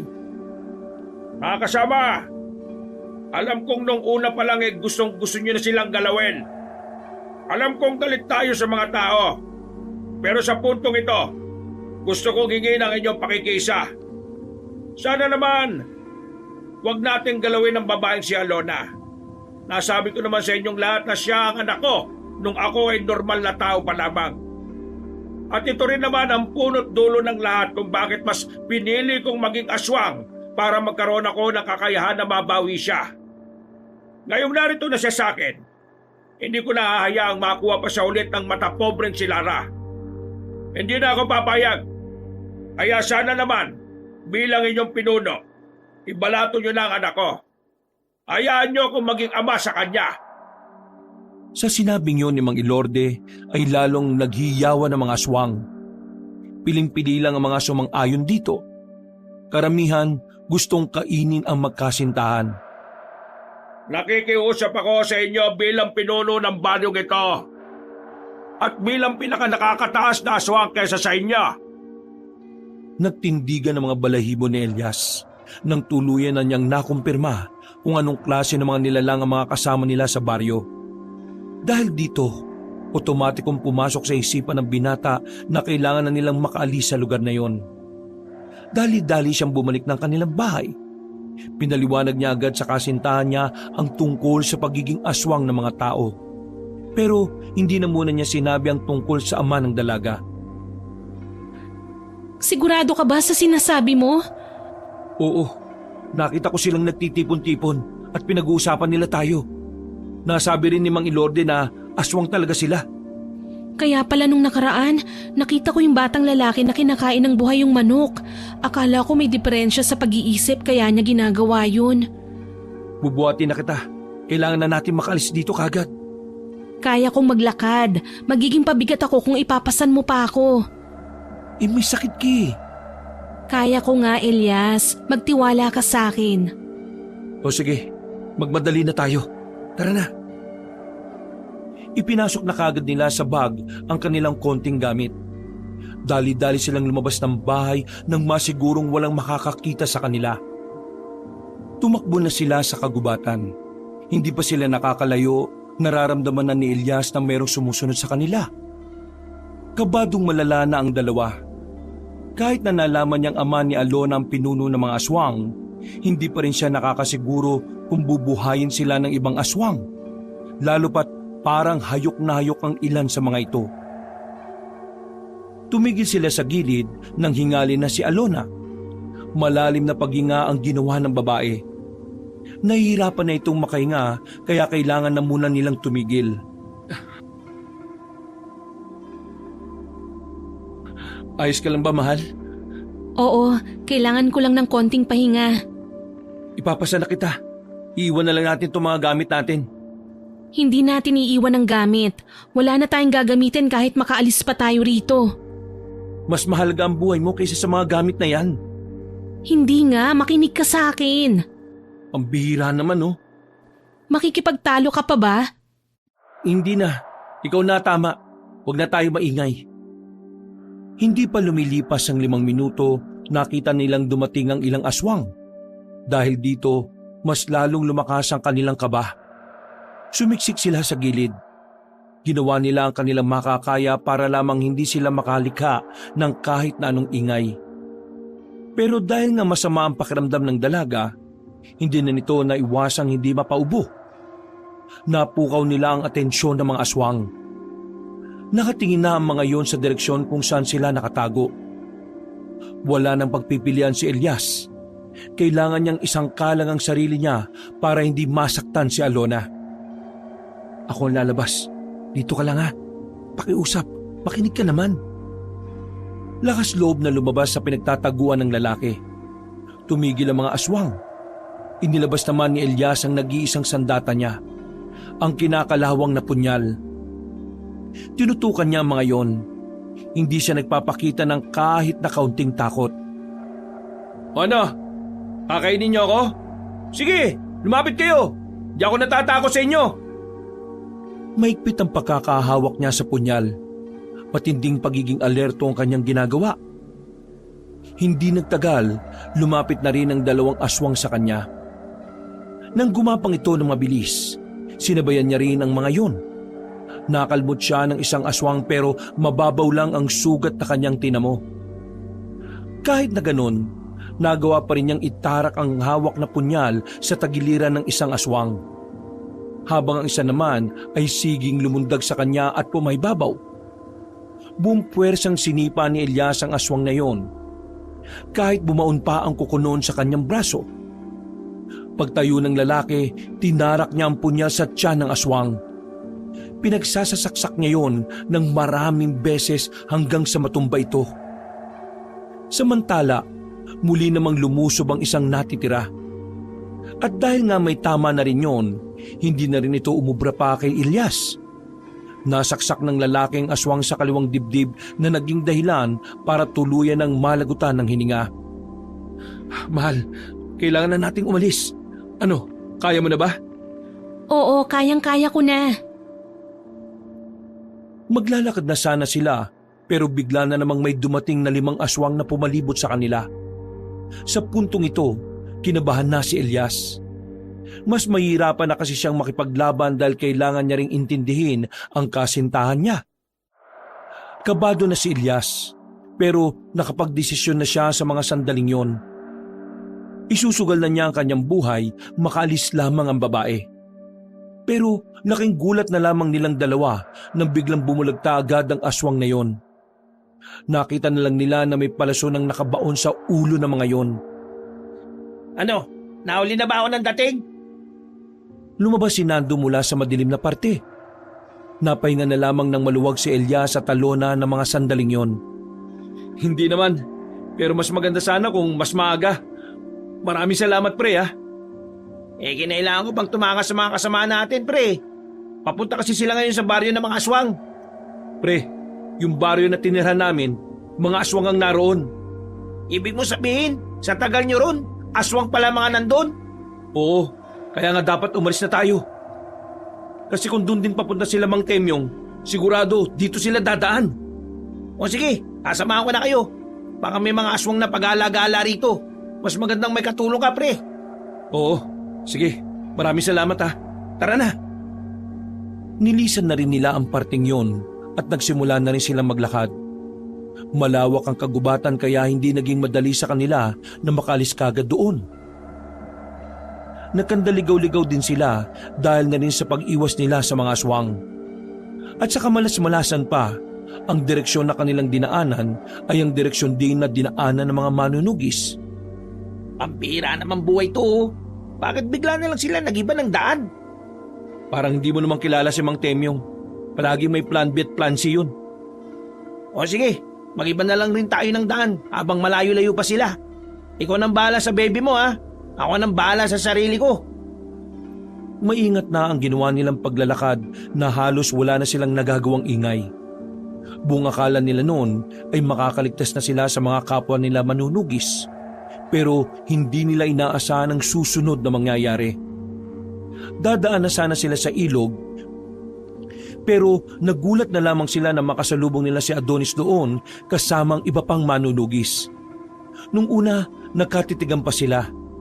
Pero bigla na lamang silang tinutukan ng mga palasyon ng mga yun. Tingnan mo nga naman, halos 5 linggo na namin hinahanap tong dalawang to. Sino mag-aakala na kayo mismo ang lalapit sa amin? Adonis, hayaan na natin tong dalawang to. Hindi naman ito kalaban natin kundi ang mga aswang. Ano nga yan? Alam mo ba sinasabi mong taksil ka? May sinumpahan kaming kasunduan kay Doña Lara. Kailangan namin maibalik si Alona sa ina niya. At si Elias, paparusahan namin yan.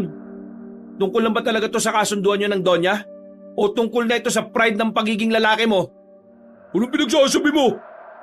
Alam kong kaya ka gigil na mahuli ako ay dahil hindi mo matanggap na ang isang katulad ko lang ang pinili ni Alona. Di ba gusto mo si Alona? Di ba sinabi mo pa sa lolo mong ireto ka sa kanya? Pero anong nangyari? Wala! Akala mo ba hindi kinuwento sa akin ni Alona kung papaanong binasted ka niya? Itigil mo na ang kahibangan mo, Adonis. Kahit na kailan, hindi kita magugustuhan. Malayong-malayong ugali mo sa ugali ni Elias.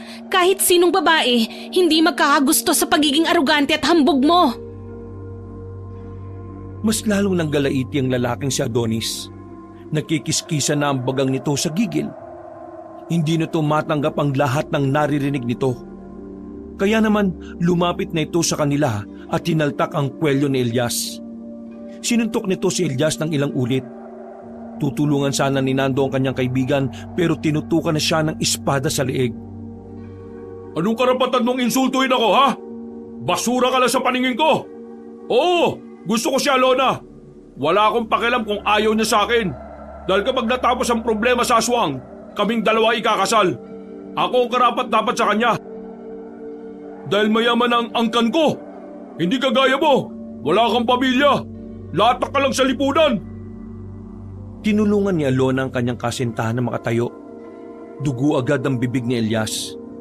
Gustuin man itong lumaban pero hindi na lang niya ginawa. Nababahala kasi siya na baka mapahamak si Alona at Nando. Tingin mo papayag akong maikasal sa'yo? Wala akong pakialam kung mayaman ang angkan mo. Mas pipiliin ko pang magpakasal sa isang taong naghihikahos na may mabuting puso kesa sa'yo. At kahit na ikaw na lang ang lalaki sa buong mundo, mas pipiliin ko na lang na mamatay kesa maging asawa ka. Manahimik ka! Akmang sasampalin na ni Adonis ang dalaga nang humarang naman si Elias. Nasalag nito ang kamay ni Adonis. Pero dahil dito, muling binugbog ni Adonis ang lalaking si Elias. Salubungin niyo si Lolo Temyong. Sabihin niyo, hindi na tayo makakasama sa pagpunta sa baryo ng mga aswang. Ibabalik natin ang 3 to sa baryo natin. May kung anong pampatulog ang tinapat sa ilong nila Elias. Nawalan sila ng malay at hindi na nila alam kung ano ang mga sumunod na kaganapan. Nagising na lamang sila na nasa loob sila ng isang tolda. Nakatali ang kanilang mga kamay. Umaga na rin. At base sa naririnig nila sa labas, mukhang naging matagumpay ang unang paglusob nila Mang Temyong sa baryo ng mga aswang. Mahal, ayos ka lang? Kumusta pakiramdam mo? Wala na akong lagnat, pero nanghihina ako sa gutom. Pre, pasensya na ha. Nahuli tayo. Walang may kasalanan, pre. Ang isipin na lang natin ngayon, paano makakakain si Alona? Kagabi pa to walang kain eh. Magsasalita pa sana si Elias nang biglang may pumasok na rin sa kinalalagyan nilang tolda. Bumungad sa kanila si Doña Lara. Kasama nito si Mang Temyong at Adonis. Agad na sinampal ni Doña Lara ang binatang si Elias. Gigil na gigil ito sa kanya. Ang kapal ng mukha mong itana ng anak ko. Hindi mo na nga mapakain ng sarili mo. Ang lakas pa ng loob mong idamay siya sa kahirapan mo. Mama, ako ang kusang sumama sa kanya. Ako ang may idea na umalis. Mapagod na akong kasama kayo. Ginagawa niyo lang akong puppet na dapat lahat ng gusto niyo ay gagawin ko. Mama, may sarili akong buhay. Matanda na ako. Nasa tamang pag-iisip na ako para magdesisyon para sa sarili ko. Huwag niyo na akong kontrolin. Hayaan niyo akong piliin ang mga bagay at taong gusto ko. Hayaan niyo akong piliin ang buhay na alam kong makakapagpasaya sa akin. Buhay na makakapagpasaya sa'yo? Tapos ano? Magugutom ka? Katangahan! Ikaw ang tagapagmana ng lahat ng kayamanan ko. Tapos mag-aasawa ka lang ng walang direksyon ng buhay? Anong katangahan ang ginawa mo, Alona? Mahal ko si Elias. Inalagaan niya ako sa maikling panahon na pagsasama. Pinrotektahan niya ako laban sa mga aswang. Kontento na ako sa buhay na maramdaman ko lang naligtas ako. Kaya... Manahimik ka! Wala ka pang alam sa buhay. Mas inuuna mo pa ang emosyon mo kaysa sa utak! Doña Lara, ako na ang bahala sa kasamaan naming nagtaksil. Ipapataw namin sa kanya ang pinakamataas na parusa na naayon sa batas namin mga manunugis. Mang Temyong, grabe naman yata yan.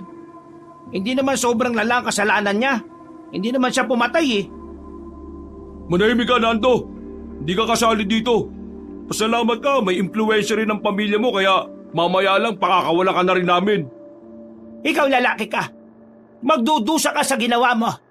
Ikaw naman, Alona, pagkatapos nito, hindi ka na makakaalis. Dadali na kita sa ibang bansa para hindi ka na makita ng lalaking yan. Doon kayo magsasama ni Adonis. Bakit hindi na lang kayo ni Adonis ang magsama? Hindi ko nga gusto ang lalaking yan. Kahit 1% ay wala akong nararamdaman para sa kanya. Hindi ko alam kung bakit mas itong inuunan nyo. Ang tunay nating problema ngayon ay ang mga aswang. Mang Temyong, wala kayong kamalay-malay na mas lalong nagkaroon sila ng dahilan para labanan tayong lahat? Ang pinagsasabi mong bida-bida ka. Alona, nabanggit mo sa akin noon na ang ama mo ay tinaboy ng angka ng mama mo dahil mahirap lang siya. Nasabi mo rin na wala ka ng balita sa kanya mula nung bata ka pa. Mahal, buhay ang tatay mo. Tatay mo, si Mang Ilorde. Nawindang ang dalagang si Alona sa narinig niya. Salubong naman ang kilay na maglolong Temyong at Adonis. Habang si Nando naman, naguguluhan din. Hindi naman makapaniwala ang donya na si Lara. Anong sinasabi mo, Elias? Kagabi, nung sinabi ko sa iyong nasundan ko at natuklasan ko na aswang sila, nabanggit ni Mang Ilorde sa mga kasama niya na anak niya. Nakikiusap siya sa mga aswang na huwag kang gagalawin dahil mag-ama nga kayo. Na ikaw ang anak niya na inilayo ni Doña Lara. Dahil nung normal pa siyang tao, minatas siya ng mama mo at ng buong angka ni Doña Lara. Tumingin si Elias ng masama sa Doña. Hindi naman ito makapagsalita. Mama, sabihin mo nga sa akin, Elorde ba talaga ang pangalan ng tatay ko? Umamin ka sa akin ngayon. Hindi na mahalaga kung anong pangalan niya. Ang mahalaga ay nasa maayos ka ng buhay ngayon. Kaya pala sanay na sanay kang itaboy si Elias dahil ganun na ganun din ang ginawa mo sa ama ko. Naniniwala ka sa sinasabi ng lalaking yan? Alam kong hindi kayang magsinungaling ni Elias sa akin, kaya alam ko totoo ang sinasabi niya. Dahil sa pangtataboy at pagiging matapobre mo kay Mang Elorde, napilitang siyang magpakaswang para lang magkaroon siya ng kakayahan na mabawi ang anak niya. Kasalanan mo ang lahat ng ito, Doña Lara. Kung bakit may mga aswang ngayon at kung bakit may mga buhay na maaaring madamay. Lahat ng yun, kasalanan mo. Manahimik ka! Sige na, bugbugin niyo na ang isang yan. Isasama ko ng anak ko pa uwi. At bukas na bukas din, dadalhin na kita sa ibang bansa at wala na kayong magagawa ron! Wag niyo siyang sasaktan! Pero sa pilitan ng kinuha ng mga manunugis ang binatang si Elias, kinaladkad ito palis at dinala sa isang piitan. Muli, nakatikim na naman ng bugbog ang lalaking si Elias. Kada parte ng katawan niya ay nararamdaman niya ang sipa at suntok. Hilong-hilo na siya noong mga sandaling yun. Nanlalabo na rin ang kanyang paningin. Saka lamang siya tinigilan ng mga lalaki nang mawalan na siya ng malay. Dahil sa labis na bugbog at sakit na kanyang tinamo, gabi na siya nang muling magising. Pagsilip niya sa selda, nakita niyang wala ng tao sa paligid. Wala na rin ang dalawang nagbabantay sa kanya. Nang subukan niyang kumilos, naramdaman niya ang sakit sa buo niyang katawan. Pero pinilit niya pa rin makabangon. May nakakarinig ba sa akin dyan? Pakawalan niyo ako rito. Kailangan niyo makinig sa babala ko. Ano mang oras ngayon, maaaring dumating ang mga aswang. Kailangan niyo maganda. Pero kahit na anong sigaw niya, ay wala namang nakakarinig sa kanya. Tuluyan na siyang nawala ng pag-asa at napaupo na lamang ulit. Nalugmok siya sa isang sitwasyon na hindi niya kayang kontrolin. Pakiramdam niya ay napakawala niyang kwenta. Halos kalahating oras ding nagsisigaw si Elias doon, hanggang sa marinig na lamang niyang nakakagulo na sa labas. Narinig niyang umatake na ang mga aswang. Muli na namang dumaloy ang kaba niya sa kanyang sistema. Unang pumasok sa isipan niya ay ang dalaga. Pakawalan niyo ako rito! Uy! Nasa alanganin si Alona! Hindi siya mapapahamak ngayong gabi. Nanlaki ang mga mata ng lalaking si Elias nang marinig ang tinig na yon ni Mang Elorde. Napatras siya. Sigurado niyang hindi siya maaabot ng matanda. Kailangan ko makita at makausap ang anak ko, Elias. Ituro mo sa akin kung nasaan siya. Mang Elorde, huwag niyo pong sasaktan si Alona. At bakit naman sasaktan ng isang ama ang kanyang anak? Pero ang mga kasama niyo, alam naman natin pareho na gustong-gusto siyang kainin ng ibang aswang. Narinig kong pagpupulong niyo eh. Kaya alam kong hindi rin siya ligtas ngayong gabi. Wala akong pakialam sa ibang aswang. Poprotektahan ko ang anak ko. Total, hindi na rin naman ako pinakikinggan ng mga kasama ko. Ngayon, anak ko na lang ang iniintindi ko. Kaya Elias, tulungan mo ko. Pareho nating mahal si Alona. Kung hindi ka makikipagtulungan sa akin, hindi na natin siya mababawi kay Lara. Iligtas natin si Alona sa pagmamanipula ng ina niya. Nung mga sandaling yun ay napapaisip si Elias. Batid niyang hindi rin naman niya kakayaning iligtas si Alona na mag-isa. Kaya naman nakakumbinsi na rin siya na matandang aswang. Nararamdaman niya rin naman kasi na totoo at sincero ang damdamin na matanda para kay Alona. Sige, papayag ko sa gusto mo. Pero ipangako mo sa akin, hindi mo siya pipiliting sumama sa'yo kapag ayaw niya, ha? Wala naman akong balak na isama siya sa buhay na meron ako. Gusto ko lamang siyang makausap. Gusto ko lang sabihin sa kanya na hindi totoong iniwan ko siya noon. Kung ganon, tulungan mo na ako makatakas. Nagpalit ng anyo matandang si Elorde. Hindi makapaniwala ang binatang si Elias ng pihitin ni Mang Elorde ang kandado. Malakas ang matanda. Dito na napatunayan ni Elias na hindi rin talaga basta-basta ang ama ng kanyang kasintahan. Habang nagkakagulo ang mga manunugis at ang mga aswang, palihim na umalis si Elias at Mang Elorde doon. Dumaan sila sa kagubatan para mas lalong walang makakita sa kanila. Naglakad lamang sila para hindi sila makalika ng kahit na anong ingay. Sa pagkakaalam kasi ni Elias, marami-rami ding mga manunugis ang rumoronda sa kagubatan. Iniiwasan nilang magkaroon ng kaengkwentro para mas mabilis silang makarating kay Alona. Gaano na kayo katagal ng anak ko? Magtatatlong buwan pa lang po. Ibig sabihin, bago lang pala kayo. Pero bakit kayo nagtanan? Tungkol po doon, napilitan lang po kaming dalawa na magsama. Bago kasi yon, nalaman ni Doña Lara na magkasintahan kaming dalawa. Pinabugbog ako ni Doña Lara, habang si Alona naman, dadalhin siya sa Amerika. Kaya nung madaling araw, pinuntahan ako ni Alona. Dala na niya yung mga gamit niya. Kaya nag-impake na rin ako. Ayaw ko rin naman na mawala siya eh. Kaya kahit naduka lang ang tingin sa akin ni Doña Lara, talagang ipinaglaban ko siya. Yun ang dahilan kung bakit po kami nagtanan. Pasensya na po kung itinanan kong anak niyo ng maaga. Hindi naman ako galit. Sa katunayan masaya pa ako sa ginawa mo. Inilayo mo siya sa kontrol ng ina niya. Walang iya talaga ang Lara na yan Kahit na kailan, wala siyang pakialam sa nararamdaman ng mga taong nagpapahalaga sa kanya. Huwag niyo naman po sanang mamasamain. Pero ano po ba kasing nakita niyo kay Doña Lara at bakit kayo nagkaanak sa kanya? Pareho kasi kaming lasing noon. Hardinero ako sa kanila. Tapos, ayun, may nangyari sa amin. Akala ko noon mahal niya ako, pero hindi pala. Ako lang pala ang nagmamahal. Nung nalaman namin na buntis siya, balak niya pang ipalaglag si Alona. Pero pinigilan siya ng mga magulang niya kasi yun daw ang gagawing tagapagmana.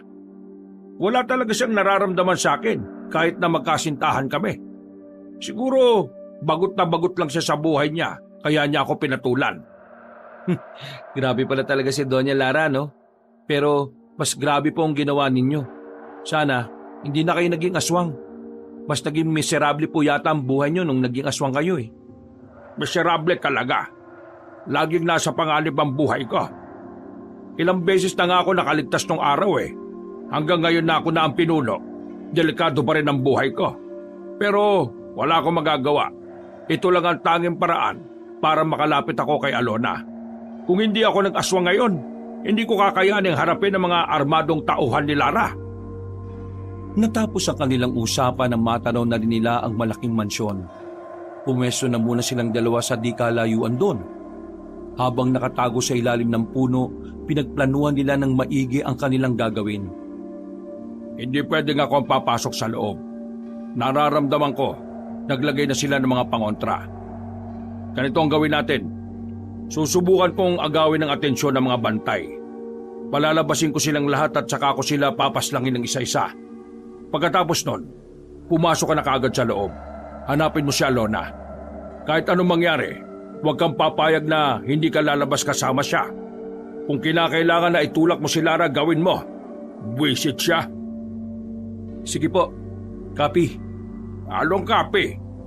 Ang ibig pong sabihin nun, naiintindihan ko. Huminga na muna ng malalim ang matandang si Ilorde. Nang makakuha nito ng tiyempo, agad na rin itong lumabas at nagpakita sa mga bantay. Nagbago siya ng itsura. Dahil doon, naalarma ang mga nagbabantay sa labas. Nagpaputok agad ng baril ang mga yon. Mabilis namang nakailag si Mang Ilorde. Ilang sandali pa, ay inilabas na rin na matanda ang kanyang pakpak. Palipad-lipad dito sa ere at saka umatake sa mga armadong lalaki. Isa-isang napapatay ni Mang Ilorde ang mga nagbabantay. Hanggang sa napilitan na ring lumabas ang iba pa mula sa loob ng mansyon. Niratrat nila ng niratrat ang matandang aswang hanggang sa tamaan nga ito sa pakpak. Dahilan para tuluyan na itong bumagsak. Pero hindi naman naging problema yon para kay Mang Ilorde. Mabilis pa rin ang kilos nito. Mabilis pa rin itong nakakailag at nakakalapit. Nang makita ni Elias na napas lang na matanda ang mga bantay, hindi na siya nagdalawang isip na tumakbo palapit sa gate ng mansyon. Agad-agad siyang pumasok. Malaki ang mansyon kaya hindi niya agad mahanap ang babae. Nilapitan niya ang isang kasambahay. Inalog-alog niya ito para sabihin sa kanya kung nasaan si Alona. Sa takot, tinuro na lamang ng kasambahay kung saan dumaan ang mag-ina. Tinumbok ni Elias ang daan hanggang sa makarating siya sa likod ng mansyon. Naabutan niyang naroon nga ang dalagang si Alona. Ang kaso nga lang, may kasama palang ina na isang lalaki na may hawak na baril. Hindi nakalapit si Elias nang itutok na sa kanya ang baril. Sige, subukan mong pigilan kami. Hindi ka sasantuin ng bala ng baril. Wag, Mama! Wag mo naman gawin ito! Elias, pakiusap! Wag mo na kaming habulin! Mas pipiliin ko pang umalis kaysa mawala ka! Pero Sige na kasi! Pakiusap, makinig ka na lang sa akin! Mama, please! Wag niyo pong saktan si Elias! Masasaktan talaga siya kapag sumunod pa siya sa atin. hindi na gumalaw pa ang binata. Napagtanto niya na mas mainam na makalabas sila Alona para si Mang Ilorde na ang bahalang gumawa ng paraan. Paglabas nila sa gate, akmang sasakay na sana ang mga yon sa sasakyan nang biglang dumating si Mang Ilorde. Pinagbababaril ito ng lalaki. Pero mabilis na nakagapang ang matanda at pinaslang ng walang kahirap-hirap ang tauhan ng Donya. Nanlalaki ang mga mata ni Donya Lara. Hindi ito makapaniwala na muli niyang makikita ang lalaking matagal na niyang binura sa kanyang buhay. Bakit gulat na gulat ka? Nagtataka ka ba kung bakit buhay pa ang taong sinubukang ipapatay ng mga magulang mo? Ma, totoo bang sinasabi niya? Pinagbababaril ako ng mga tauhan ng lolo mo. Kailangan nila akong ipapatay dahil nakita kong illegal nilang bentahan ng droga noon. Muntikan na ako mamatay. Ang tanging paraan na lang noon para mabuhay ako ang maging aswang. Kaya eto ngayon ang buhay ko. Isa akong aswang. Huwag kang makikinig sa kanya, Alona. Mama, hindi talaga kita kilala. Lumayo ang dalaga at lumapit kina Elias at Mang Ilorde. Hindi na ako makikinig sa'yo. Buong buhay ko, puro kasinungalingan lang ang sinasabi niyo sa akin. Kinontrol niyo ang buhay ko.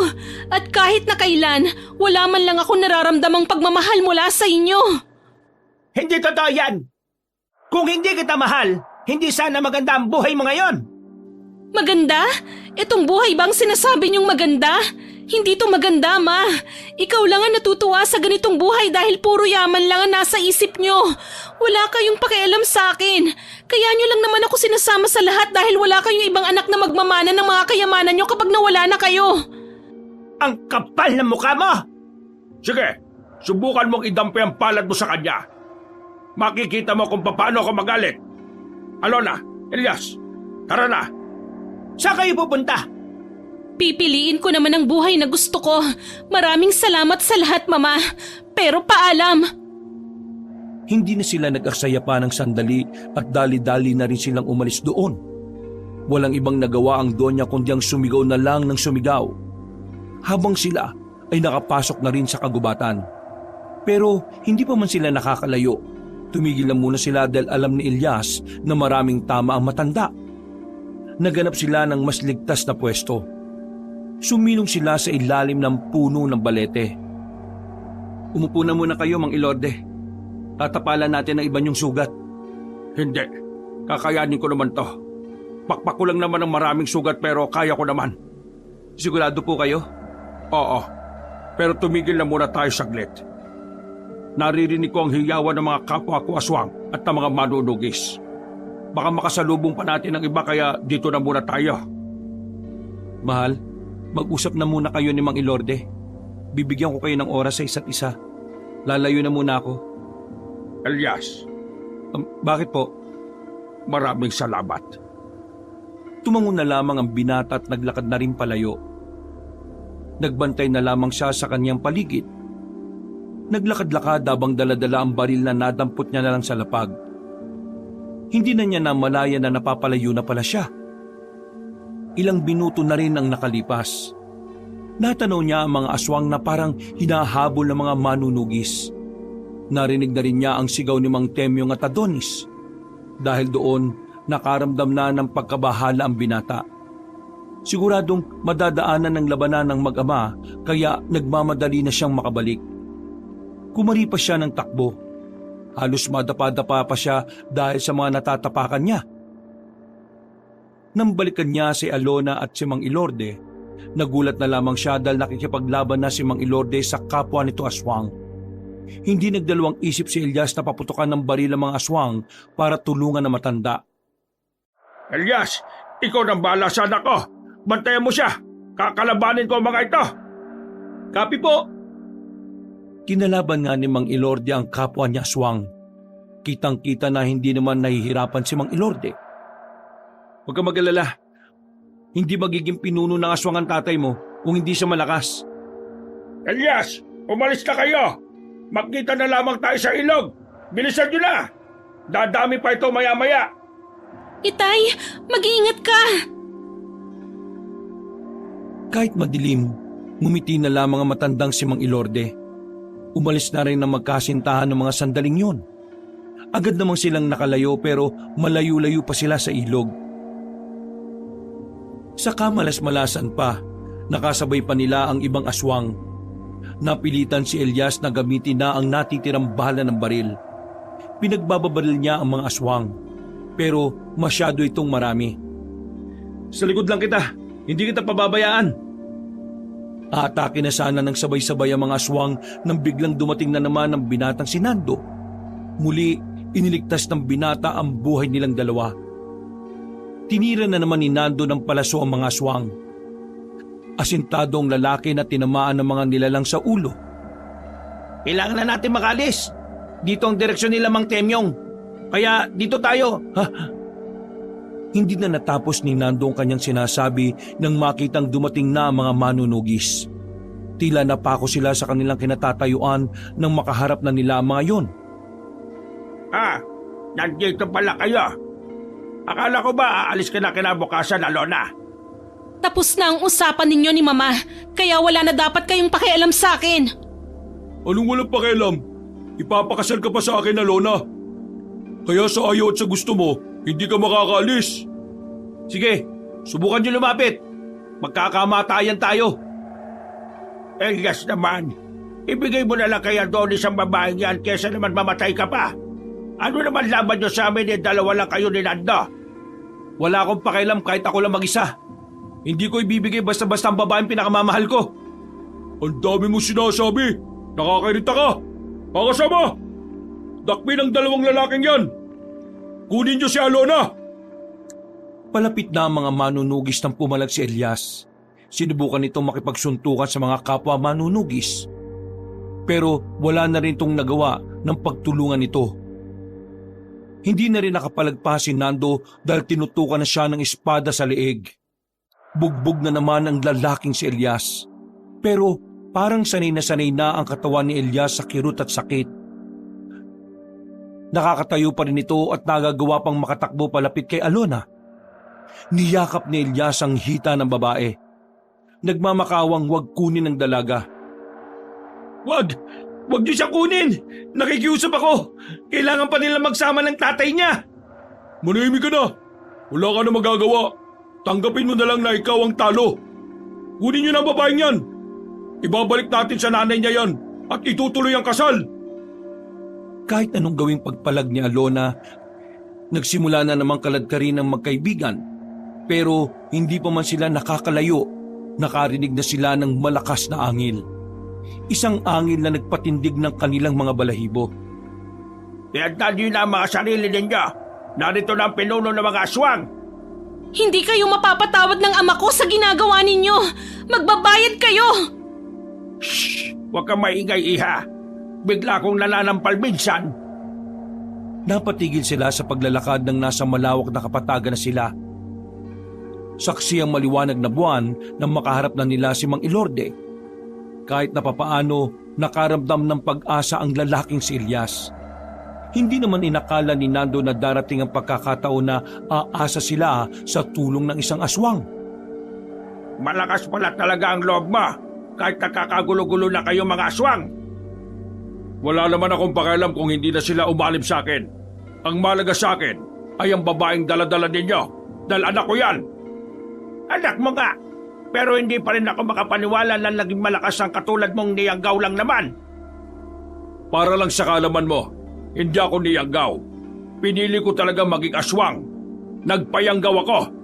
Ngayon, binibigyan ko kayo ng pagkakataon na mabuhay.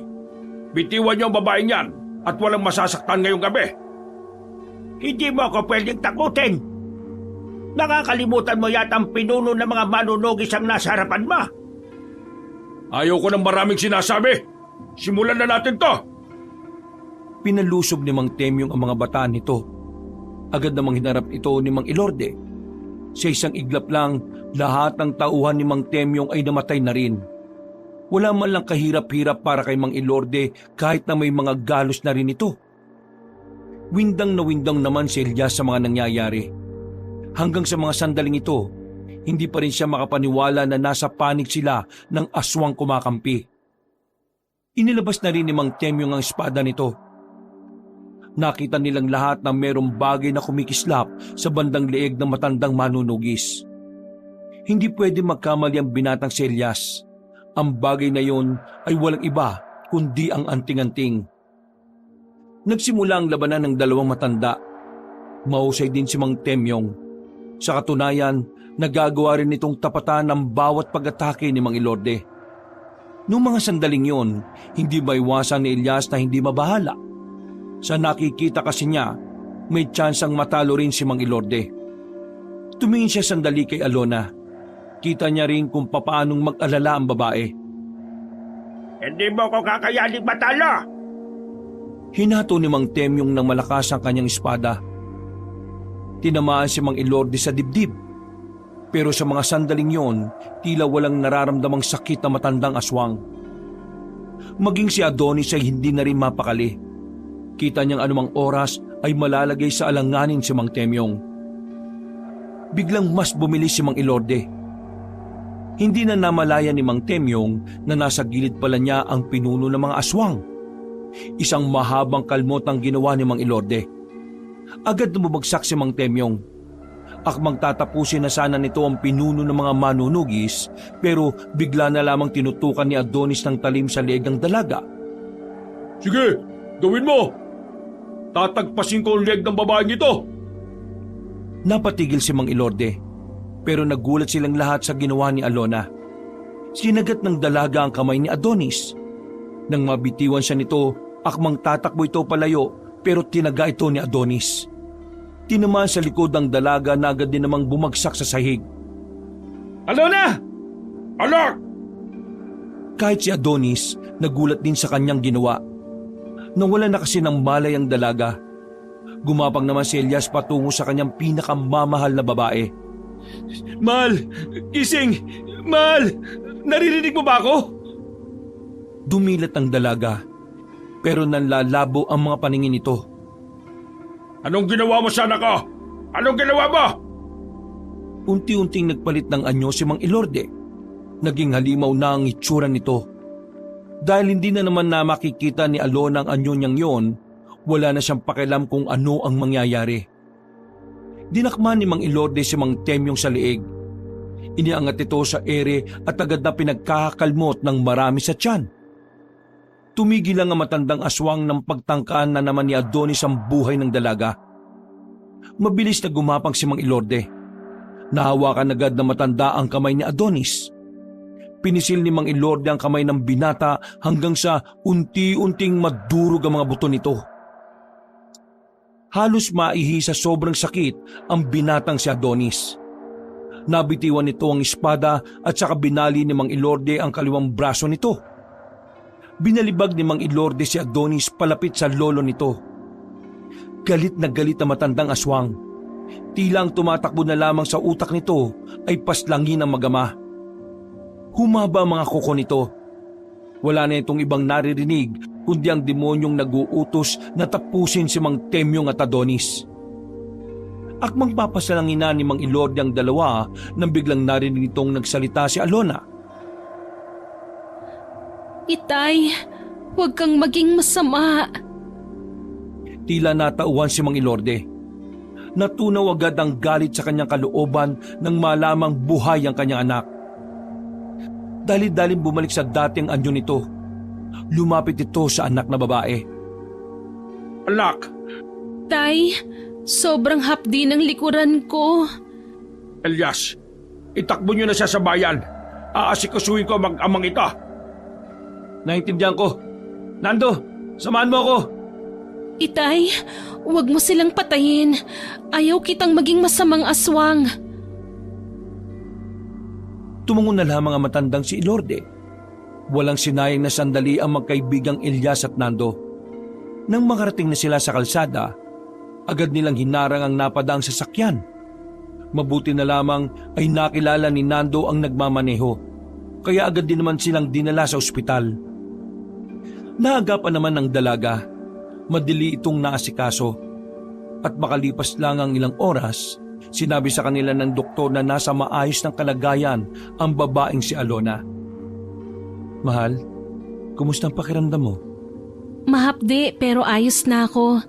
Elias, mahal, nasan si tatay? Wala pa akong balita eh. Pinabalik ko si Nando sa gubat para sunduin si Mang Ilorde. Pero wala pa sila Nando eh. Papaano kung may nangyaring masama sa kanya? Huwag ka mag-alala. Nararamdaman kong nasa maayos lang siyang kalagayan. Maya-maya pa may kumatok na sa pintuan. Pagbukas ni Elias, pumasok si Nando at ang matandang si Ilorde na puro benda na ang katawan. Iika-ika ring maglakad. Pero kahit na ganon, nakahinga na rin ang maluwag si Elias dahil ligtas na ang matanda. Agad na lumapit si Mang Ilorde sa kanyang anak. Napangiti na lamang ang lalaking si Elias nang makita kung gaano kasaya ang kanyang kasintahan. Buhay si Mang Temyong at Adonis, pero ikinulong namin sila. Yung ibang manunugis naman, kumampi na sa atin. Karamihan kasi sa kanila, ayaw na rin pala sa pamumuno ng dalawa eh. Kinausap namin ng iba pa nating kasama na natitira. Nagtiwala sila kay Mang Ilorde. Makikipagtulungan sila sa atin at si Mang Ilorde na tugisin ng iba pang mga aswang na nakatakas. Ano na mangyayari kay Mang Temyong at Adonis? Ayon sa desisyon ng iba nating kasamaan, hindi sila pakakawalan eh. Ikukulong sila. Hanggang sa doon na raw sa kulungan mamatay ang maglolo. Maraming salamat sa inyong dalawa at hindi nyo sinukuha ng anak ko. Lalong-lalo ka na, Elias. Pinakita mo sa akin kung gaano ka kadeterminadong protektahan ang anak ko. Alam kong bugbog na bugbog din ang katawan mo. Pero tinis mo ang lahat para lang mailigtas si Alona. Mang Ilorde, mahal na mahal ko po kasi ang anak ninyo. At kahit na hindi ako mahusay na manunugis at wala rin akong yaman, handa akong ibuwis ang buhay ko para sa kanya. Mahal, maraming salamat. Salamat sa inyo. Maswerte akong meron akong mga kasama na kagaya ninyo. Lalo ka na, Elias. Maraming salamat.